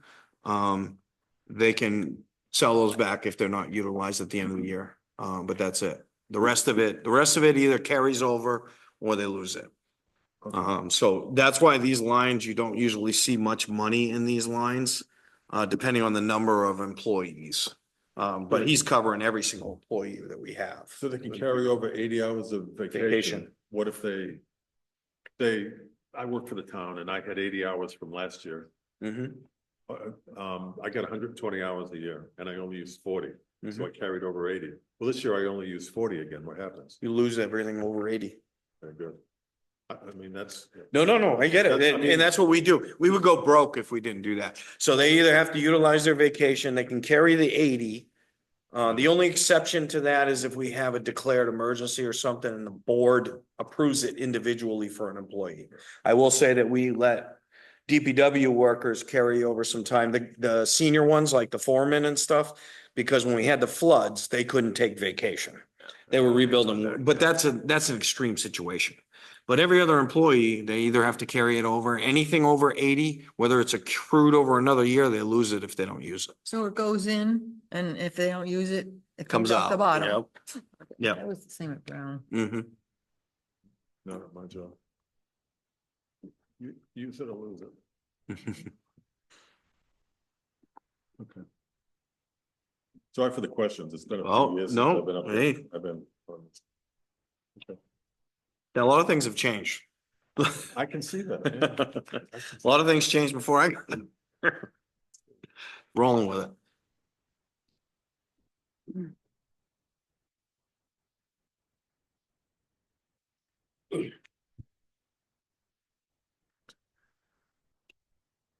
I'll make a move to approve the operating budget for the Department of Public Works for 2,065,765. Second. Any more questions? All those in favor? Aye. All right. So I think that's all, I think, so That's we it? did cemetery was already approved, grounds and maintenance was approved, right? Oh, no, grounds and maintenance wasn't, was it? Yes, it was. Yeah, it was. I think we got solid waste left, which we can't do tonight, so. Right. Well, that was approved. I'm sorry, I was looking at the wrong page. Okay, so that, I didn't know you had, Not a I problem. saved you for last because I thought you had 3 of them to do Yeah. tonight, but So Scott's not a department head anymore? Scott Kidman? Scott at the dump? Scott Simons? He runs he's the department head of solid Transfer waste. station. Yeah, the transfer station, But but he won't be bringing in their budget. no. No, it'll be me. It'll be Seth. Cause Seth's managing all the resources now. I mean, just like Jack down at Highway. Technically is like the highway manager. His input, Scotty's input and cemetery is really now merged over. But their input all goes in contract information to Seth and then Seth is managing all the resources. So he's compiling the overall budget. So it makes sense that moving forward next year, as long as the board is okay with it, that we're gonna take all those budgets and I think we merge that into one budget. Keep the separate lines so it's clear, but merge it into one operating budget so it's not so confusing. Absolutely. Still a lot of questions on solid waste. Okay. You know. So we will do that. We will set that one aside for after. I don't have another board meeting until a week from Tuesday. They'll hear it all, make their decisions there, and I will have it back to you at the very next meeting after that.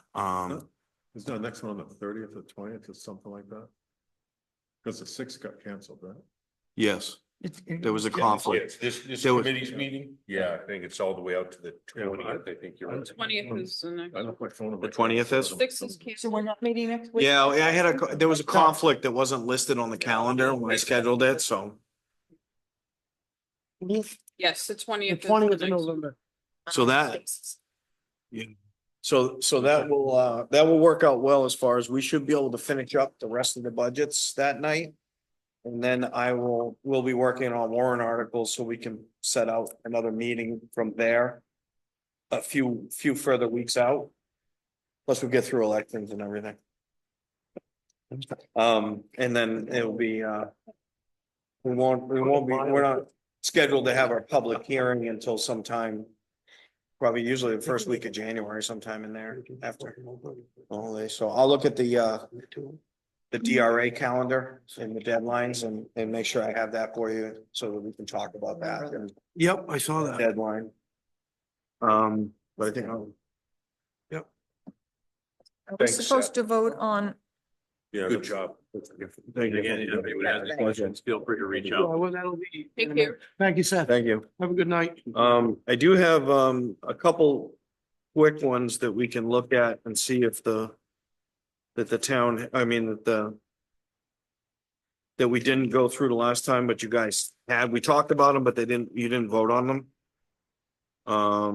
One of them is administration, the administration budget. And assessing, we didn't vote on assessing.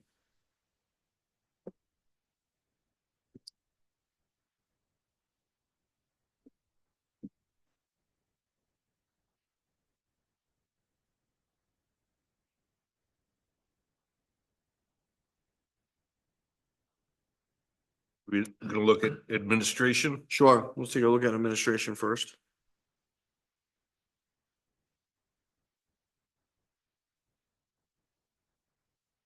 it's a hefty hike.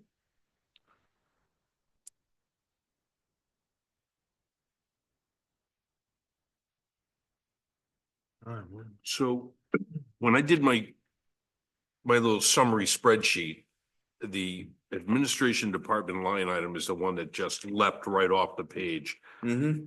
I'll tell you, I know. Yeah, in 2022, we blew it by 127,000. In 23, we blew it by 214,000. Yep. How come? So what that was is the board at the time, the Board of Selectmen had approved renovations and different projects. And administration budget is the only one that has an unanticipated expense line. It's 899. So those expenses were all approved individually by project mid-year and paid out of that line. And the surplus that was in the operating budget at the time really had to do with the fact that that money was there from the 9 vacancies we had.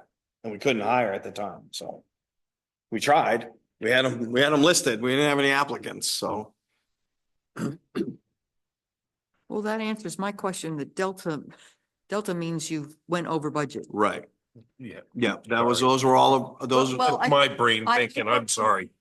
I'd be able to figure it out eventually, and I did. Yeah. Yeah, those were all approved projects throughout the year, like I said, and it's an unanticipated expenses line. And again, that's done per approval of the Board of Selectmen at the time. I mean, ultimately, the total budget, we were consistently under Yep. the total budget. Well, we never go over the operating budget. I know, that'd be. That's highly bad. Yeah. Yeah, we don't do that. We don't do that. This But we is try to, part of the thing is that. So if we're if we have surplus at all at the end of the year.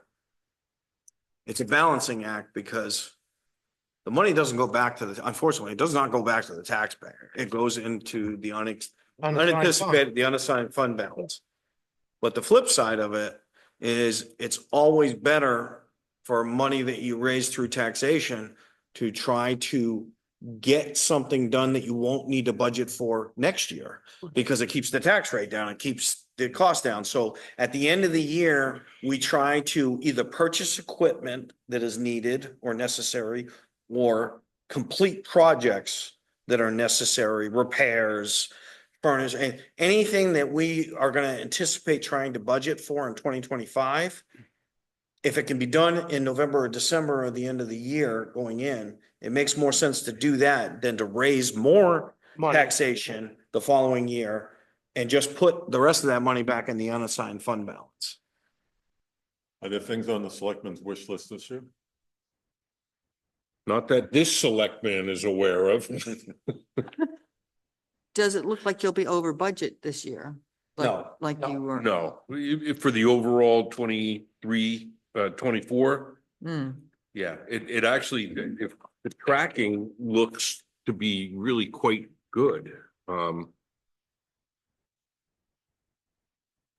So at the end of, or mid-October, we have 25% of the total budget, Like operating, yeah. operating budget remaining.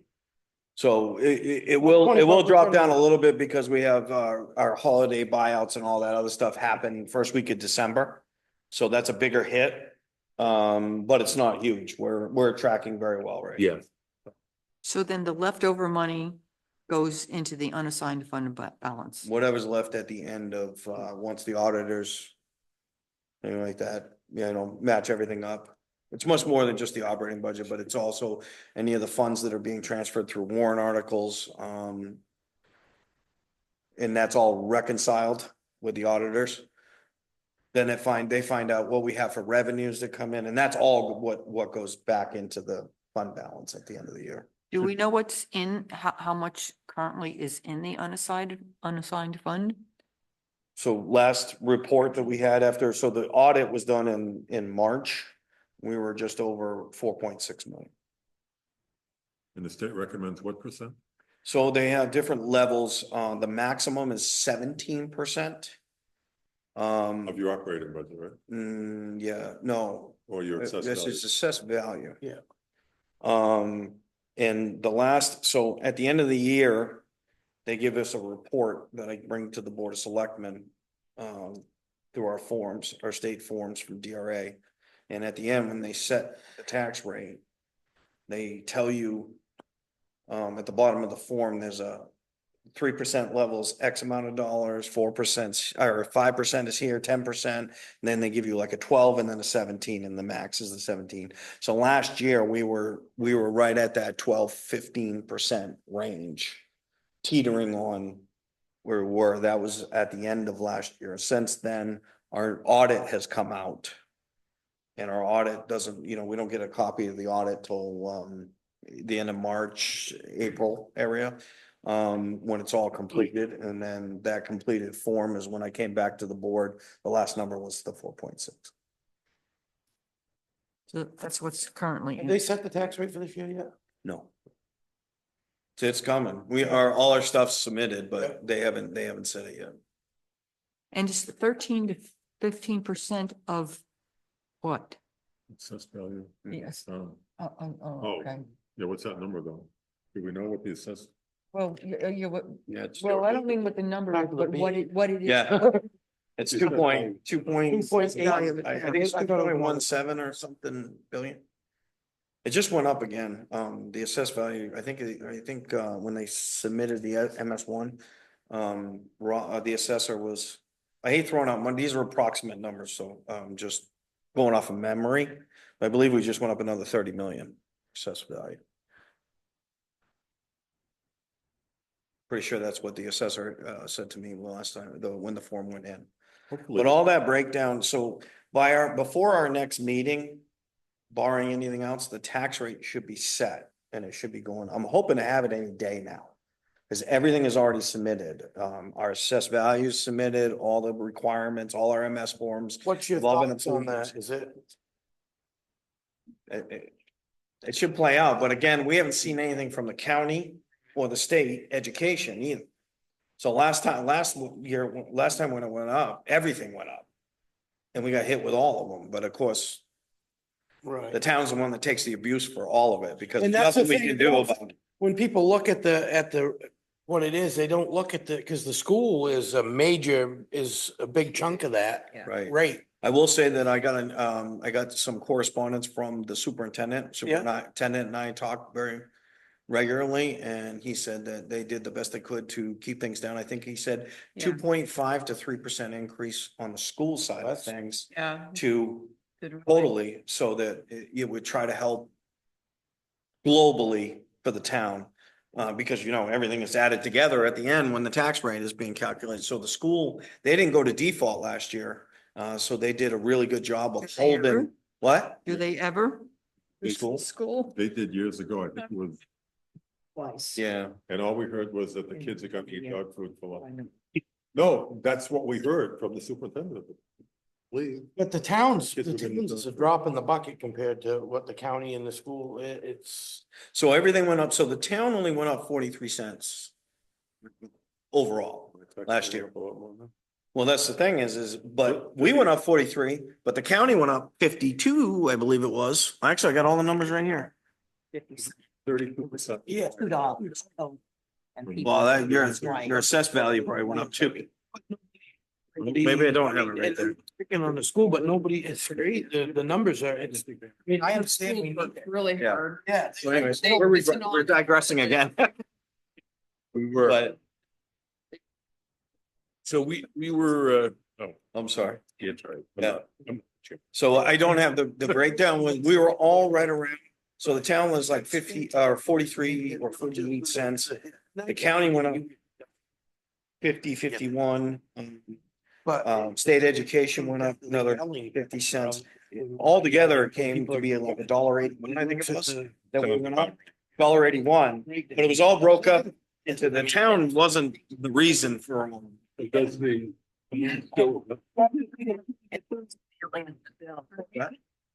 no, how many meetings we got?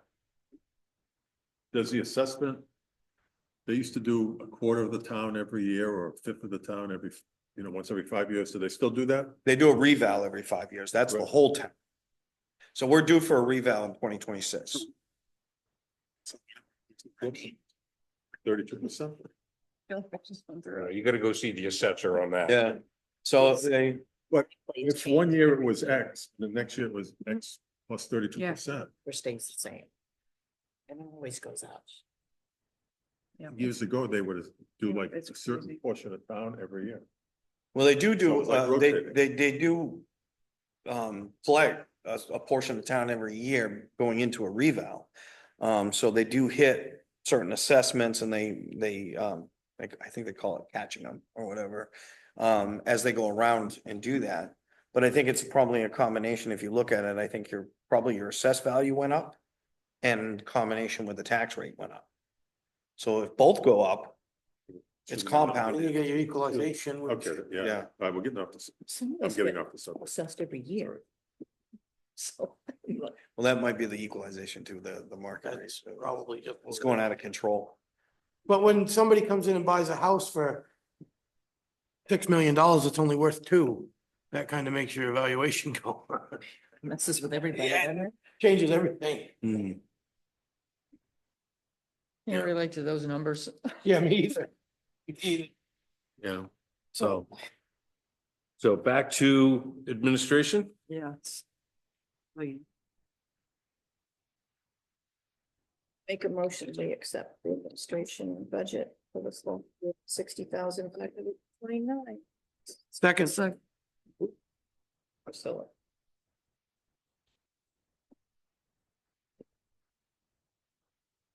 Any more questions? All right, all those in favor? Aye.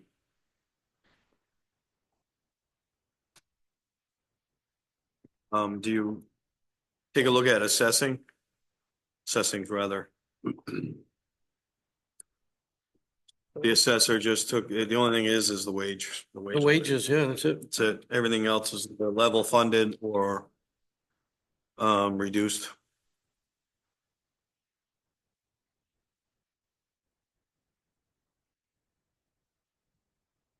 I'll make a motion that we accept the assessing department's budget at 171,055. Second, Discussion? Yeah, I just have a quick question. Sure. I know that our assessor was out quite a bit this year and we had to bring in outside help. Have we got that all figured out and for staff and who dealt with what and? Yeah, we would, yeah, we had to rely a little bit more on our contracted services, which we always have anyways. Willie Consulting is our consistent contracted services that aids in,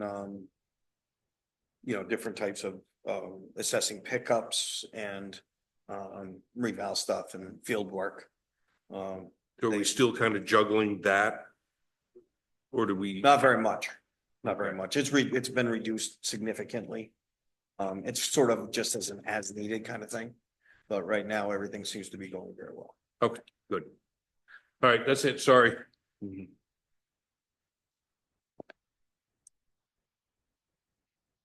Anyone else have any Um, questions? We just voted on that one, didn't we? I thought we did. I got it Yeah, written yeah, down. okay, I got it. So Get a vote on it. Yep. All those in favor? Aye. okay, I thought we did. I'm sorry. No. I'm just looking at the other ones just to make sure that we didn't. I have a question about, the building department, even though we've already, we approved that last Okay. time. Okay. The building inspector was out at our house today because we were having a generator installed. And she was saying, I really could use somebody else, more staff, Yep. another staff person. She could.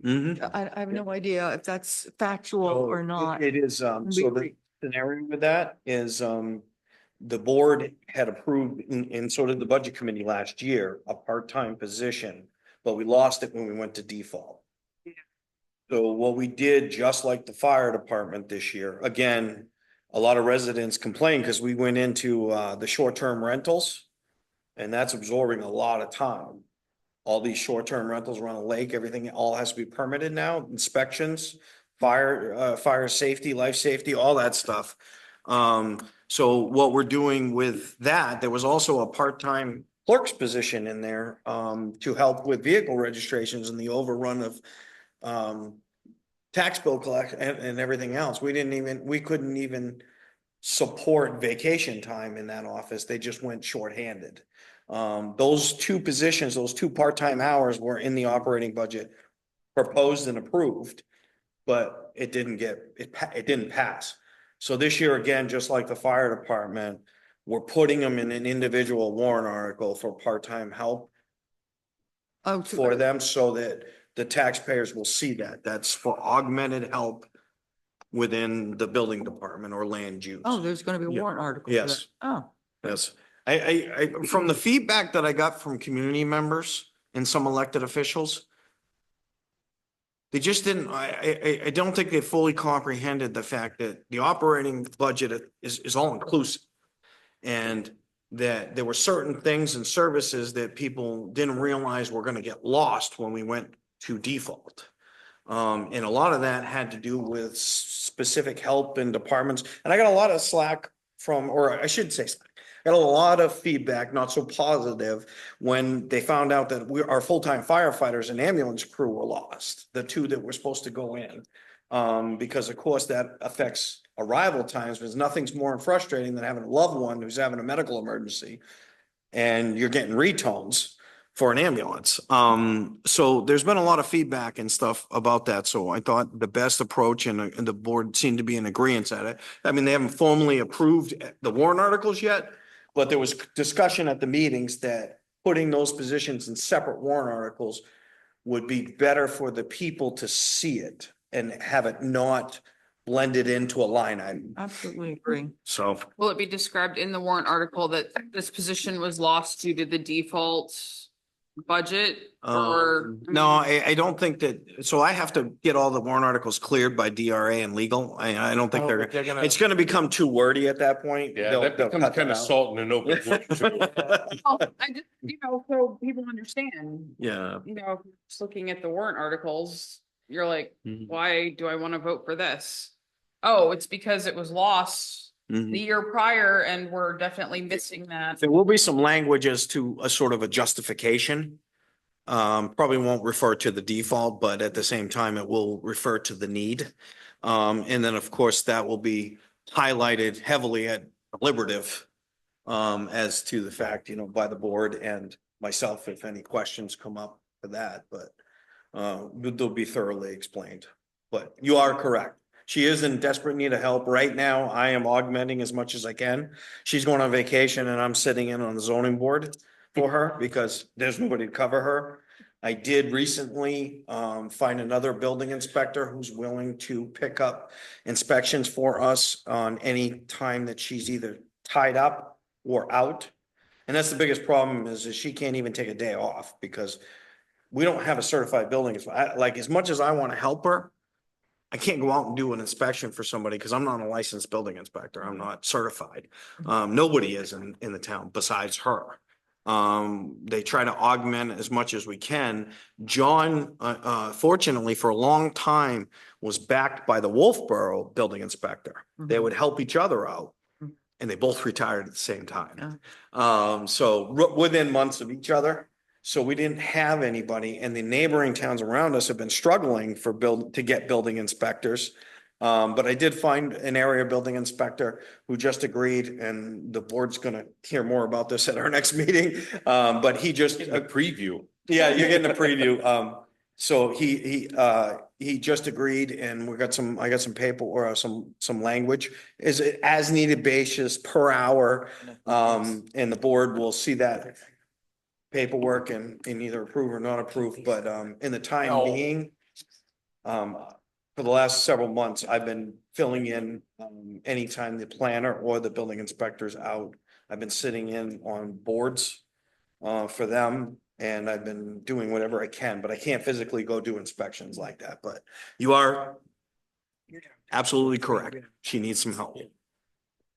And I've been doing zoning complaints, because zoning complaints are going through the roof too. Zoning violations, I should say. We have a few of them that are pending in the court right now that we've already brought. We've had to take court cases forward over violations that aren't being rectified. So there's a big uptick in that too. And there's still a lot of building going on too. Right, and that's the thing is, it's- That is a lot of work she's doing. Yeah. yeah, a lot of It open is. permits. I did that job. It's a lot of work. I know. Mhm. So I was just flipping through my book and the benefits, did we review those already? No, we just got them. They just got them, the board of selectmen did. The Board of Selectmen. Yeah. Yeah, got, You guys have already approved it. We Right. just got them to. but I didn't know if that was something we could go over tonight. and- Yeah, if you want to talk Another- about it, then you guys can decide whether you want to vote on it or not. Checkbox. Really what I did is I included, the justification sheets have the breakdown of the number of employees, number of plans. And then what I included, Which number, where is that? That's 4155 yep, benefits. 4155 benefits. This is one of those things where we really can't do a whole lot about it. Well, I included all of the backup information. So going down through it, you look at FICA, obviously, that's based on wages. Right. Medicare, same thing. Health dental, you'll see that I included, the very first page is from Interlocal Trust, which is our overall health renewal for the town of Alton.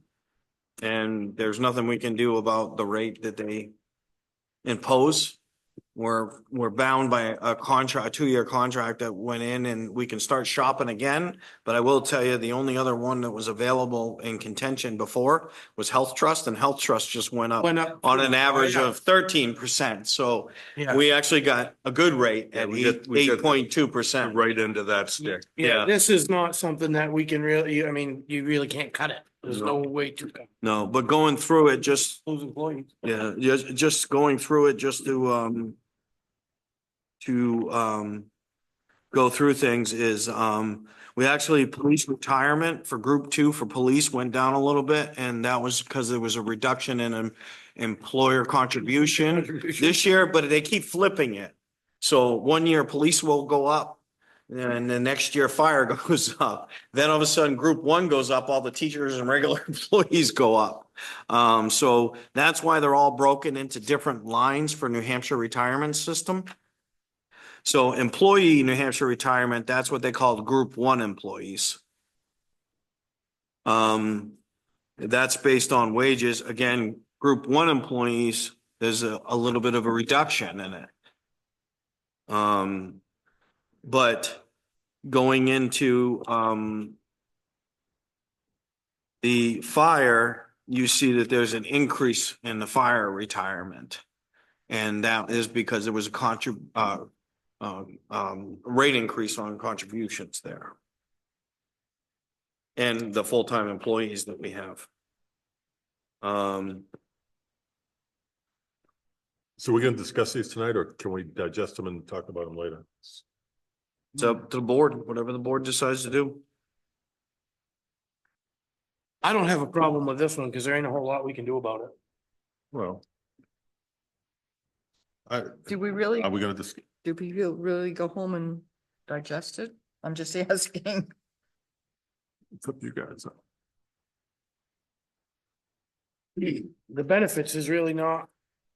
I mean, what can you cut out of it? All right, Yeah, we're, most of this stuff is, either controlled by Contract. contractual increase or it's controlled by state law. Yeah.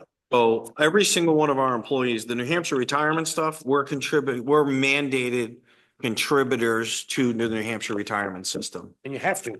You have to. You can't- There's no going around it. So whatever the New Hampshire retirement rate is set for that particular group or plan, that's what we have to pay. So none of this changes unless you cut all the wages or cut, not all of them, but you cut wages. Fire everybody. Well, Or get you rid can't, of- well, yeah. legally, you can't reduce wages unless there's a disciplinary action, All so. right, so for health and dental, how much do the employees pay? How much did the town pay? Right now it is a, What percent? 90, I think their employees are paying 3 or 4% right now. And how much is it? See, so a family plan. how So much if you is the go, Family plan. so right now, if you go to the Let's put it in justification there. sheet under health and dental, Yeah, you get it? Yeah, but it does, yeah. So what you see is you see that we have the family, we have 25 employees on a family plan. And the total is 820. Yeah, I don't have my calculator. You want me to? I got you. Yeah, if you don't mind. Oh.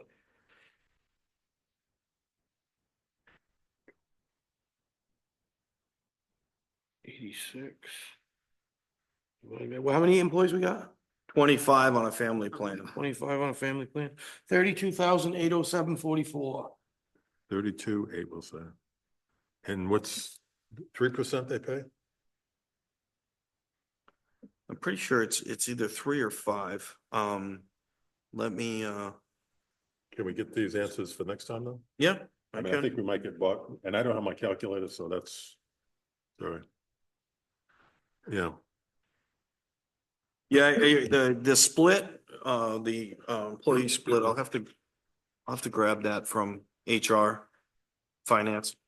if you can get like percents and all that stuff for the health, dental, What about your? The phone? Do you percents have a are- Calculator on your phone? to my car. Oh. That's why I said. The percent, when you say percent, you talking about the contribution percentage? How much you employ? Okay, Yeah. all right. Okay. I'll tell you, I just want to say this, when you start looking at what the employees' contributions are and the benefits going in. Keep in mind, the only reason we ended up with that 10% is because we had 9 open slots, 9 vacancies, 4 cops, the rest were all DPW. We could not hire one of them, and we were going into the winter months without having plow drivers. Because I'll tell you that nothing more shocking is gonna happen than if your roads don't get plowed. And that's what we were, and that's not, you know, nowhere near is Where that, we were headed. you know, any kind of idle threat or anything. It's a reality. The reality is we didn't, Reality. we didn't have the services. So, My payroll skyrocketed over the last 3 years for that very reason. Benefits? You just gotta keep the people. You gotta bring them in and keep. and that's why there's really not been any push or recommendation to cut any of the existing benefits. Because we had to do such a drastic jump with payroll, We'll just hand it out. that tonight. cutting No. things on the other side or it's counterproductive too, when you increase contributions on the other end, because then that raise amounts to little to nothing. Is it possible that I could get a budget worksheet for this account? Don't seem to have it. Budget. For next time, yeah, for benefits. All I have is the, oh, Details. sorry, it's right there. It got stuck. That's it. Sorry. Okay. Mhm. No, I'm not picking, I just want to know numbers. That's all. Oh, that's fine. That's what I That's want to fine. know. So, I'll get you any information. Well, just like we did last time, I'll get you any information you ask for. But, and that's fine. And we can do the same thing. And the other one, the other one is insurances. Again, that was waiting on Primex's numbers. That one's a little more straightforward. Doesn't have to do with any kind of contributions or anything. It's our Primex's. Primex sets the rates. We're part of a pool. And it's based on basically claims and usage. It is broke down. Not only do you have the justification sheets, but if you go to the back, you got Primex's justifications and breakdowns for the town of Alton itself. So you can go in, the first one that you have is unemployment compensation. Go down, you go to the next page and it has member contribution summary. And that one fortunately went down for us. So contributions from 2024 is 8,460. Contribution for 2025 is 7,616. The next one is workers' compensation. And workers' compensation did go up. Contributions were in 2024 were 170,099. Is that due to an increase, Ryan, or is that because we fully staff now? That, or does that? No, that's due to an increase. And then the increase factor is 8%. Did you see, are you seeing the Primex sheets in the back? Is that where that's what I'm reading off of?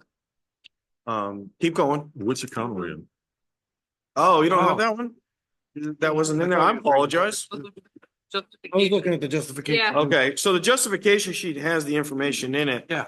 I apologize. I can, this is, I thought when they made copies of this too. So I can, so what the justification sheet is based off of is Primex sends us breakdowns and tells us what the increases are. And on the justification sheets, it has the increases, but when Primex on their portal sets the rates, they come out and for unemployment, it was a reduction by 10%. For workers' compensation, it was an 8% increase. And for property liability, it was a 9% increase. And again, that's like our health insurance. They set the rates. It's not something that we can dispute. And unfortunately, they set the rate at the same time every year. So if we need to make a decision to try to leave, give us any time. We're not gonna make it to, this year, we're not gonna make it to a public hearing and try to find another insurance carrier. Especially we're part of a pool. There's only so many available.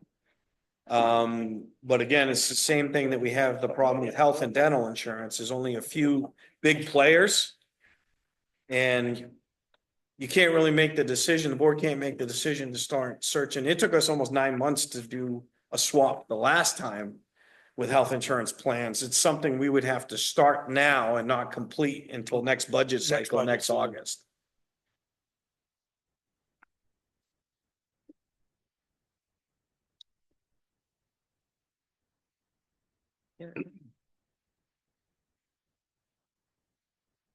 I'll make the motion to approve the insurance operating budget for $344,929. Okay.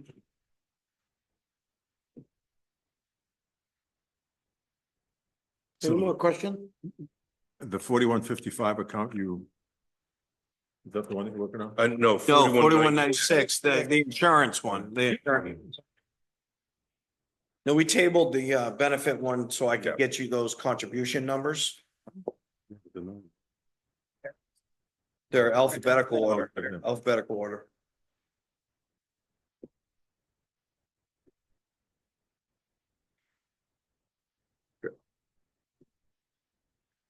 Okay, thanks. It's all right. Any more questions? All those in favor? Did we have a? Oh, Oh, yes, I seconded it. Aye. Aye. Aye.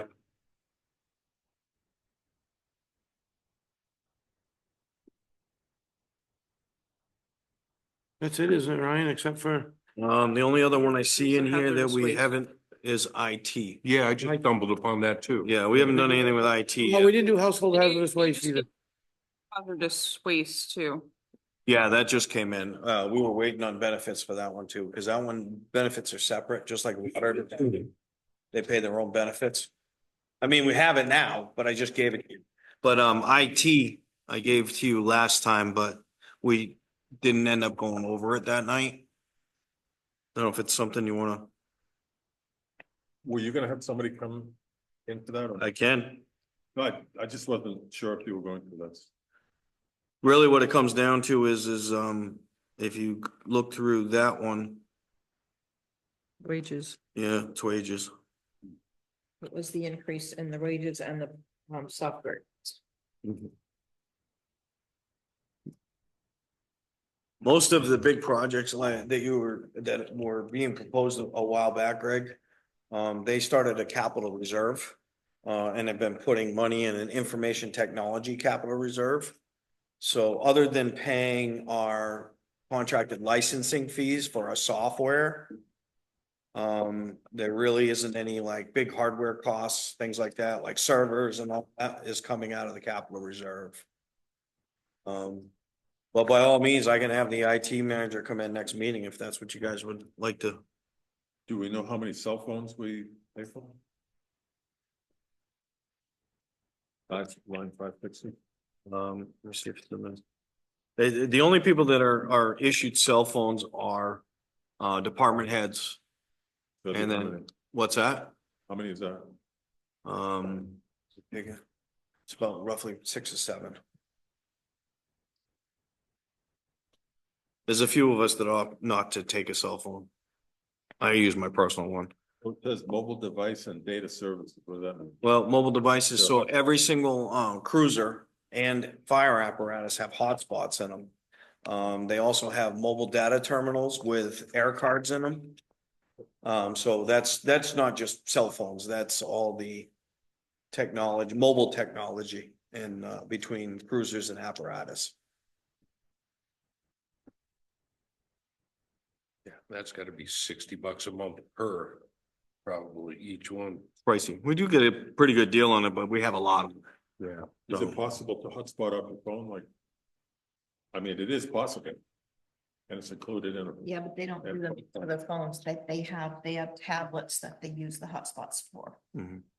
And the They only, use the things for in the ambulance and You can't use your phone as a hotspot and a phone at the same time either. yeah. I do it all the time. but the people that are, but the people that are operating them don't have issued phones. We would have to, All right. that's the thing is, the department heads are the only ones that are really, are being issued phones. That's really what it comes down to, is we would have to pay for phones. Okay. I must have one of the old school phones. I I don't think I can I put have this to- on hotspot and talk on my phone and run my laptop off it, I don't think. Maybe I can, I guess, I don't know.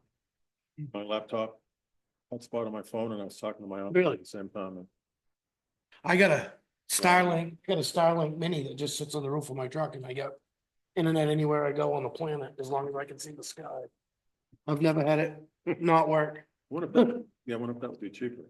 It's about, that with the regular Starlink it's about $80 a month for both.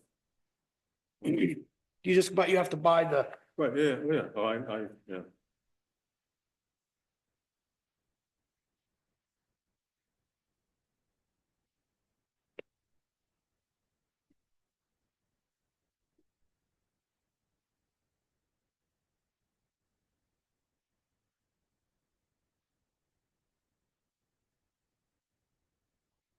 Any more questions for that? See, This is none, Josh, right? I mean, this is his gig and Mhm. he wears many IT related hats, that's for sure. That guy can run around and do just about anything. I make a motion that we approve the IT department budget at 190,783. I'll second that. any other questions? All those in favor? Aye.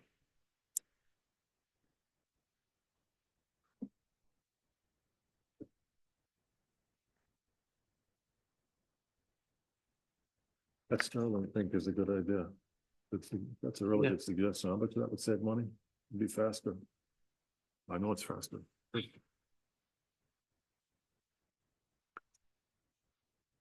Wasn't there some small one that we were going to?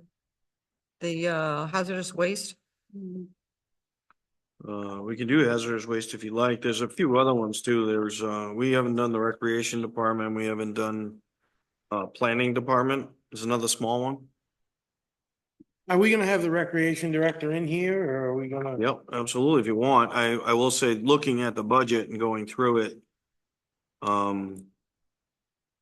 The only thing is, the only thing on the entire budget is wages. Yeah, 20%. Are we talking about Sure is. recreation? Yeah, Mhm. recreation.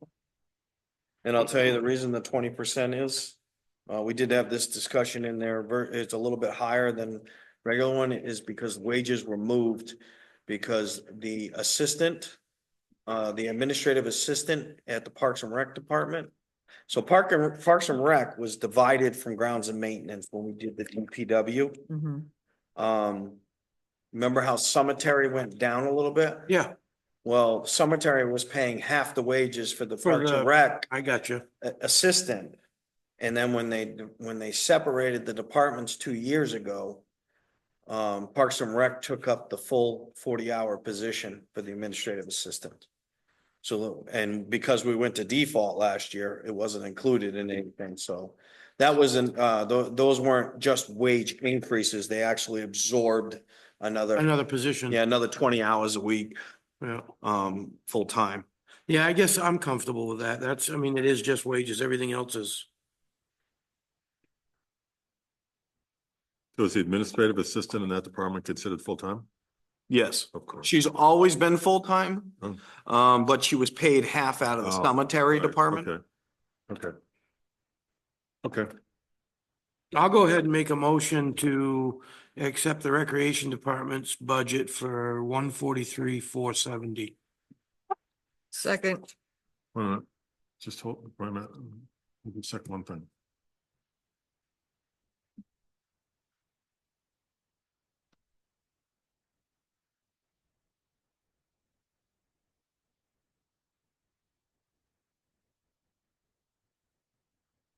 I may have a question on this one, but go ahead. That's You what. wanna ask them? Yeah. No, we can do it later. I'll make a note here. So, All right, if nobody else has questions, then I'll call it. All those in favor? Aye.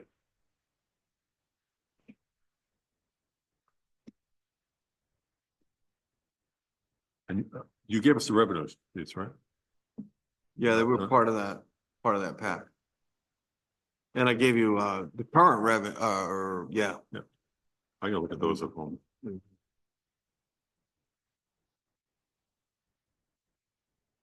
Do you want to do planning department?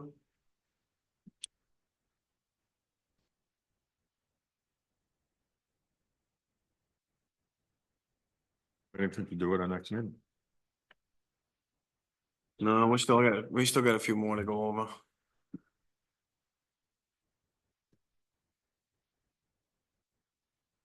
These are ones that I'm trying not to go over the stuff that you just got tonight. This is the stuff, planning we had before. This looks like wages as well. It's only, the small Yeah, departments in it's just town hall, the wages. only thing that they're absorbing is wages. 1,300 for benefit by. Yeah, which is part of Part of the- your wages. the Yeah, wages, yeah, really, in all reality, yeah. Yep. Yeah, and they added the 17%. So where's that coming from? on wages. Yeah, an increase, it's all on wages, 17% increase? Yeah, so there, the wages are, the overall budget increase is 22,520. So there's full-time wages, then you have, part-time, they have part-time staff because we have, just transcribers for all the minutes of planning board and zoning board. So those are sent out to part-time staff. The benefit buyout is larger because of one, wages, but also I believe that look at this, but I believe the planner may have hit a milestone.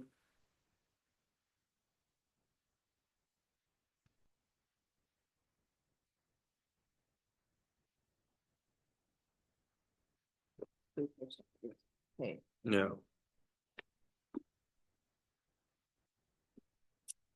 Yeah, she's been here longer than some.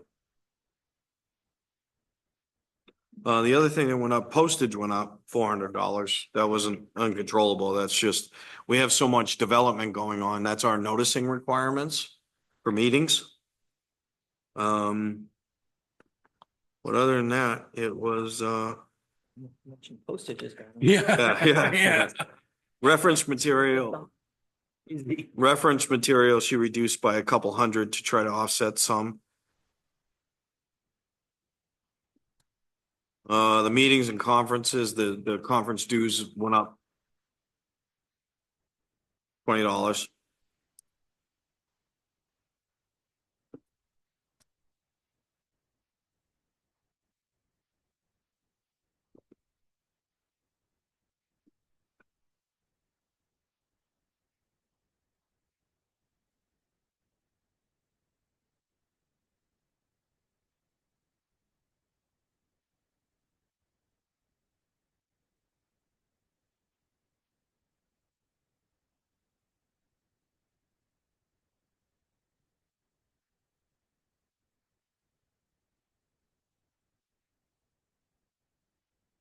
I'll make a motion to approve the planning department's budget of 155, 138. Second. Any questions? All those in favor? Aye. Aye.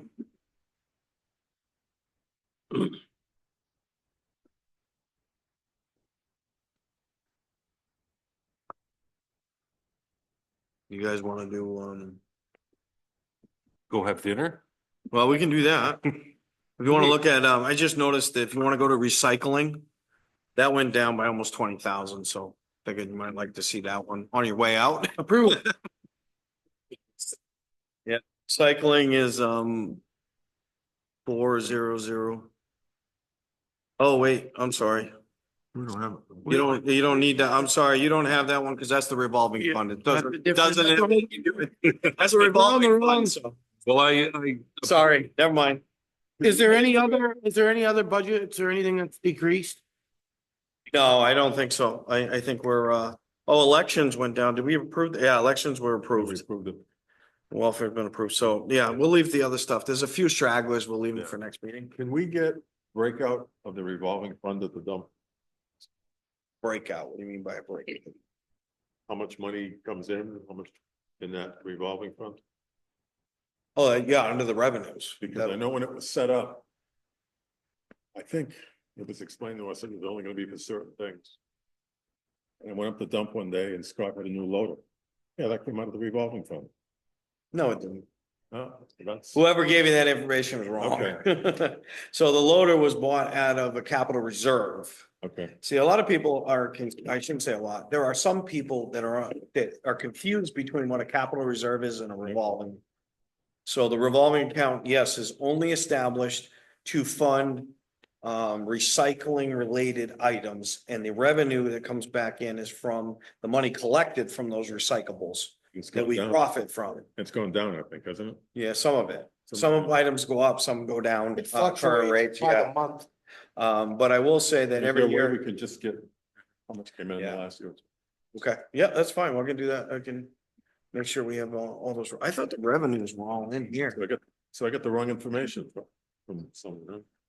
Hard to believe, huh? Did I get bad information at the dump? You did. Yeah, no, all the equipment that was bought and those two brand new loaders were bought before. Those were purchased through, the equipment capital reserve.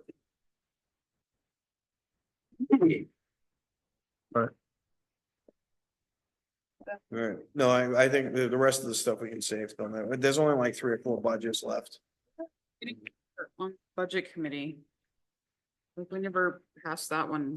Oh, there were some questions last time, but, I think, and, Well, I think that was part of the trigger as well for that. How much have we really spent over the years within this committee? And it is lower than what was budgeted. Why raise it if we don't need it? Well, I don't think we were looking We're to not ready raise it. I to think we're keeping it the same. level funded. Yeah. But why keep level funding something that we don't need? Right, yeah. So the question is should we knock some off of that? Yeah. And There's nobody here that set the budget last year, so I was forced to just put that in what was there. The only dilemma I have is the wages. I just don't know what we're gonna end up expending in minutes. Because right now you have no way to transcribe minutes, other than we went back. So originally the budget committee had, well, before they used to have a part-time secretary and minute taker.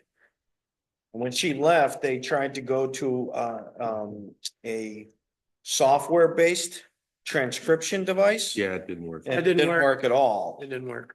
Because the other problem is you don't really have anybody, else sort of pinching in, organizing and everything. That's why Stacy's been trying to keep things under wraps. But when the budget committee several years ago made the decision not to bring in or pay somebody to transcribe and sort of be there part-time. So every other committee out there has Somebody their to own do it. part-time Yeah. help. Budget committee is the only one that kind of forewent all of that and has been falling apart since then. So I'm trying to hopefully get some stability here. I'll already say we have much more stability than we have in the past with attendance, quorums and participation. So thank you very much. So that's great in that sense. I'm just trying to hopefully, I got a lot of heat for the minutes from budget committee night. As you saw, you had minutes from last year that ended up not coming in until being approved or approved, I should say, being put out in draft form from last year. I'm hoping that this year we're gonna send everything out to be transcribed. It's all gonna get, all start floating back in to you folks for formal approval and posting on the website. How long does that turnaround take? Like, is it better just to send out a transcription after each meeting to have done, so they're constantly being come in and voted on as it's still all fresh in our minds that yes, this is. Yeah, that's what what's we're- happening right now. They've already been sent out. Our previous Okay. meeting has already been sent out. All right, This one will get the video file. It's large, so Josh has to, I don't know, compact it or zip it or whatever and send it to our transcriber. Okay. But that's where that money's in right now. So in the past, last year, the reason it didn't happen is they had taken the money out for the transcriber, but they were paying a software fee. And then mid-use, they realized it was no good, didn't work. And what ended up happening is it transcribed everything, anything, some imaginary stuff, and they were having to members were having to try to go back and redact that, and it just wasn't getting done. It couldn't get done. It wasn't realistic.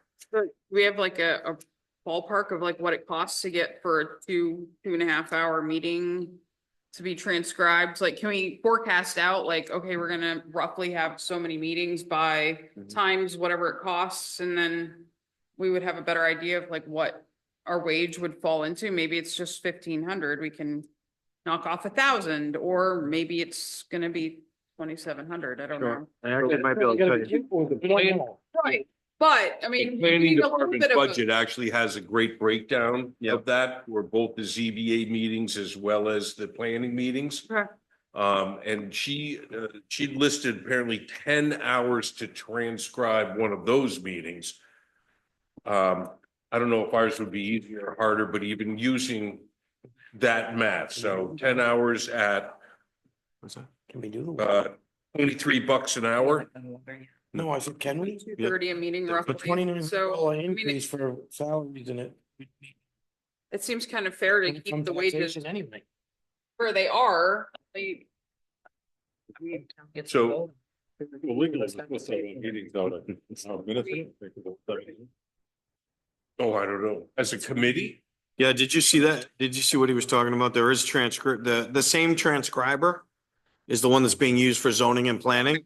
So the rates that they're using, it's the same service. 7 days, you have draft minutes available. Is it 5 days or 7 days? After the meeting, you have to have draft minutes available. I'm not sure exactly how that applies because we have live recordings now. So now that we have video and audio, that's still considered minutes. so there you go. So. And our written minutes can be. Well, however we They want. had It can three be of you pages. there. They don't have to be 16 pages, they can be 1 page. Well, that's how it was before. It could be very brief minutes if that's what we want. I mean, I don't know that they're being transcribed verbatim, No, they're not. but they're very close. Inaccurate. I mean, the Simmons minutes and all that stuff they're thorough. Our minutes could range probably anywhere from maybe 3 to 6 pages at Is it a?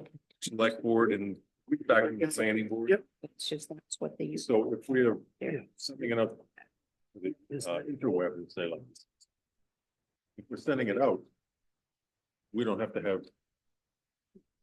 Is it available for somebody to check on the town website? What? This recording. The If I wanted to recording. go to the town website, could I, in budget committee and see this meeting? Yeah, once it's posted on there, yeah. And how long does it take to be posted then? Some of them are live. I don't know if that has the live feed on it right now. I think it's live right now. It might be live right now. I think it don't know if it's on so if not, it'll be recorded as soon as Josh comes in, he'll throw it on the website. Well, we don't have to have very detailed minutes. I mean, legally, unless they change the law. Because when I was on the budget committee in the beginning, we had 1 page, very brief minutes, because we had to take the minutes. Whoever was assigned to be secretary that year had to take the minutes. But the only thing is when the minutes are approved, Yeah, those become the Right. official. right. So a video won't supersede. So you can't go back, if there was any kind of legal question or action, I've been told that the minutes that are approved by the board become the official record. How long are the minutes that are recorded kept? By the machine? As long as we can, there's stuff going back, there's an archive on our website going back to the Long mid time. 2000s, early 2000s, since we started this. I mean, eventually, I think we're gonna run out of some storage, but right now, there's many years out there. Taxes have to be kept, what, 7 years, something like that? Something like that in there. I can't Oh, yeah. imagine it'll be longer than that. Time frame on minutes and stuff, I think it's indefinite. Oh, permanent minutes, yes. Yeah. Permanent Yeah. minutes. You gotta are- be- yeah. The recording. Need to find road fund. I will tell you that, all the old, so the other form of these meetings years ago was all cassette tape. And we've just since disposed of the cassette tapes for every meeting that has recorded and approved minutes. Because I mean, there was stuff going back to, that predated the 80s or 90s. One, I don't even think, we didn't have we didn't even have a player left that would play them, so, but yeah, so that was, as we transition further in time, I'm sure we'll run out of storage for all these videos and they'll start deleting and cycling them through and retaining actual minutes, written minutes. So if we take the worst case scenario, it's gonna take 10 hours to transcribe one of our meetings. Just taking a worst case scenario. At the $23 an hour, that's $230 per meeting. How many meetings are we going to have in total? We've already had Depends on how, two. when did we are? We've already had two. Depends on how We got many a third questions Greg scheduled, gets. plus a public hearing. Is this on? No, This is only our third one, I think. well, we had our initial meeting that was just kind of the. Yeah, the Yeah. hi, how are you? Who wants to be president? So this is our third. So this is our third, so we figure we're gonna have what, at least two more? At least two more regular, Right, possibly three, because you got warrant articles too, that you haven't seen yet. right. And then then you're gonna have the public hearing. So you're probably talking 5 or 6. So maybe we'll have an actual number this year we can use for next year. Mhm. So maybe we should just leave it alone this year. See what the actual real live numbers are, and then next year we can cut. We were talking about that, maybe $1,000 difference between what we have budgeted and, I mean, if we did like 6 or 7 meetings this year, it'd be $1,600 or $1,700 for wages, so, Yeah. So the budget committee has never really known. Well, it was consistent all along, like when you were on, they had a consistent process. They had a part-time secretary who was also their Carolyn Schaefer. Yeah. she Used to sit here every time. She was great. And then she decided she was gonna retire and it was too much for her to carry on or take it on in conjunction with her full-time employment. So at the time, the budget committee thought they were doing what they thought was the best idea by going to this automated software. And when they changed that, they budgeted for the software and the process fell apart that year. And the budget committee never converted back to budgeting for a real person or a transcriber. So it's been in limbo for the last 2 or 3 years. And unfortunately, last year, the president, the vice president, and three-quarters of the budget committee were either their term was up, didn't rerun, or they moved out of town, or they resigned. So All right, well, I'll make a motion that we keep our budget at whatever it is, 3201. Yep. I was gonna suggest we knock it down to $2,000 just to shave. Cause I think we just decided, worst case scenario, we're probably talking 1,600, $2,000, that covers another meeting and a half. But do we have to pay for public hearings? Do we have to pay for because public hearings could take hours. I think that should come out of, Well, I Ryan's do account. too, but that's not. Where does that money come out of, Ryan? Does But it the come board out of selectmen approved the 201. I was just gonna say, did the Board of Selectmen already approved it? Yes. Okay, so. All right, I'll take back my motion. Do you have a motion? Me? No, I was Oh, you suggested cutting it. suggesting cutting it, but, it sounds like I'm going to withdraw that recommendation. So do we have a motion on the table? No, what I'm saying is he's the selectman rep, Right.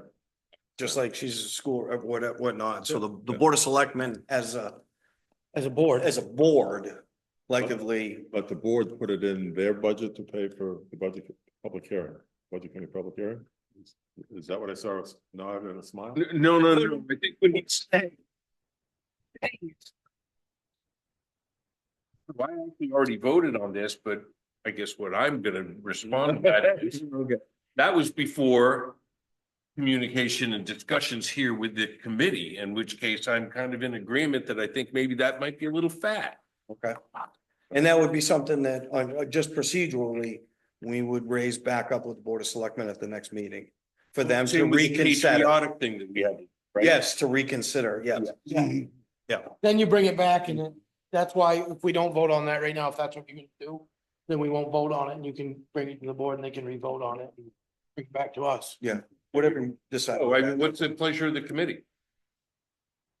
Well, I made a motion. I don't know if it was seconded.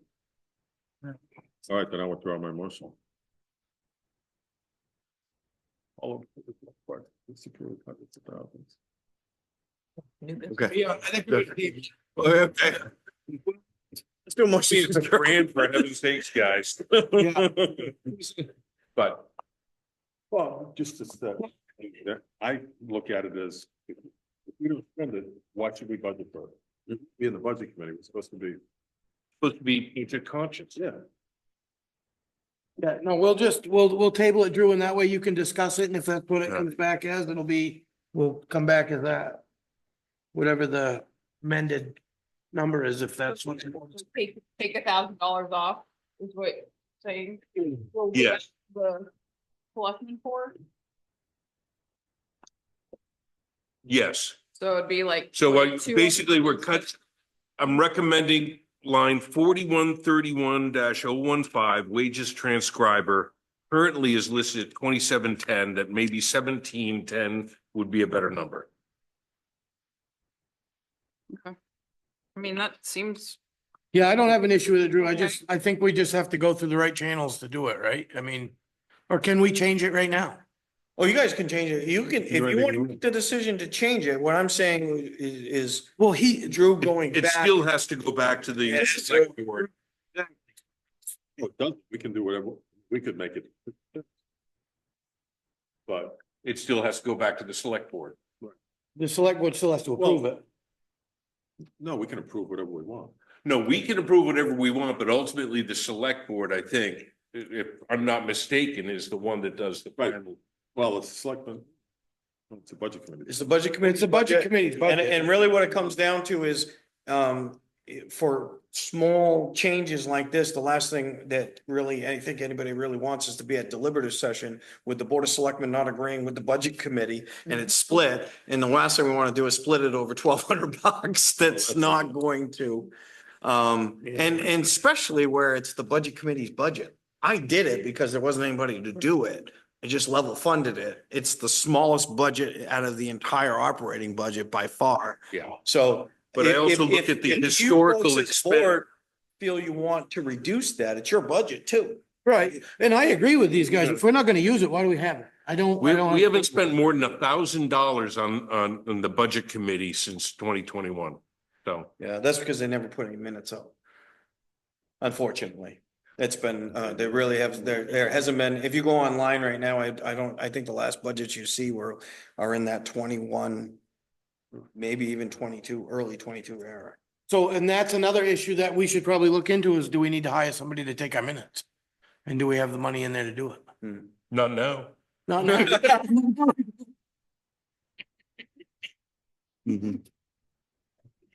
Perfect. All right, moving on. We got more meetings coming, so there's no sense in trying to make a decision right this second until we decide on.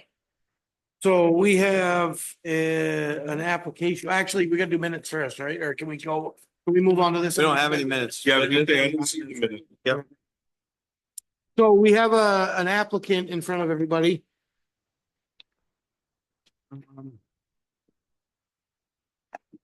Right there.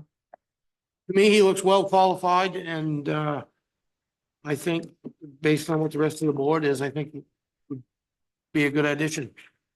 I'll second that. Point, whatever we have to do, vote on it. Oh, yeah, I'll make a, A member of the budget committee. and I'll second it.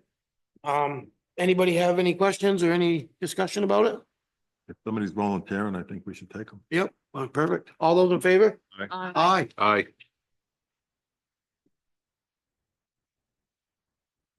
Is this where we can do some new business But that was no business, wasn't it? or other business? Okay. Can I, So if you have some, yeah, absolutely. so we don't have public input on our agenda.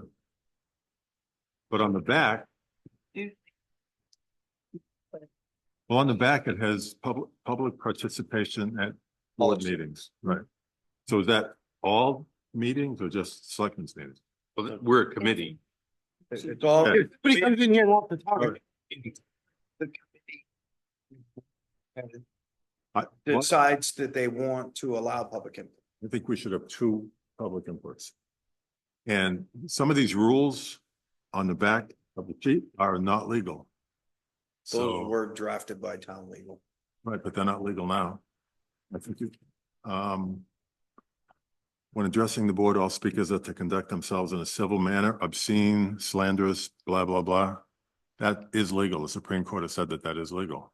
Somebody could stand there. You can't swear or use offensive language. Yes, you can. Vulgar. No, Yes, you can. I don't like it, but you can.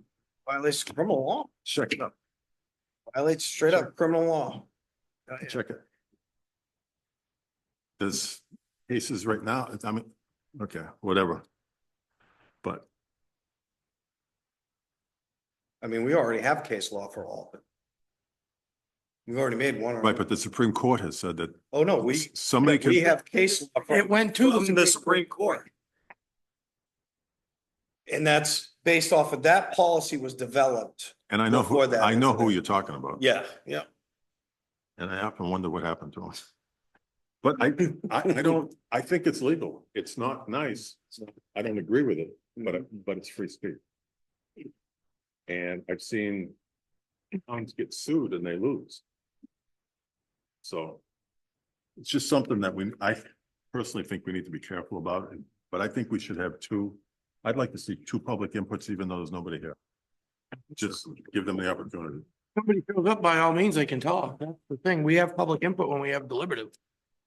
Right, but if somebody showed up tonight, Then we'd let them. well, there's technically no place for them to talk. All right, well, Did it right at the end. I mean, it's gotta be unanimous from the board. If somebody's here and the board wants to let them talk, then we vote on it. But Let 'em in the talk. past, even when we were discussing, But you do I not think- legally have to have public input at a selectmen's meeting. Right. right, but I think if somebody's gonna come to a meeting, I think they should be given an opportunity to talk before and after. That's just me.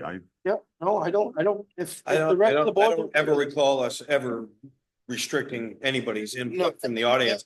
It's just been, unfortunately, this is what it usually looks like. I know, but if somebody shows up. in the. Technically, we don't have to let them speak because it's not here. Each. At the beginning or the end. Okay. We were discussing a department and the department head what was here and there was public. We just asked them if they had any questions. Things have changed. That's fine. I think the more people that have input. But I just want to say that I think, I agree. I think, allowing the public to speak is critical. But I also think it's important that there be a designated spot on the agenda for it. It's not open game circus where they can just come up and talk about everything that we're talking about at the moment that we're talking about it. So, and I think at the end of the meeting is a logical time after they've had a chance to hear us deliberate. Yeah. But somebody might come and they want to have their input. They may have to go home. They got kids, they got to feed them, whatever. And Yeah, I got a belly that needs feeding now too. that's just. I'd like to make a motion to adjourn. I second that. We get to vote, all in favor? Aye. Aye. You were supposed to make, I think it was already taken care of. all right, can you please turn your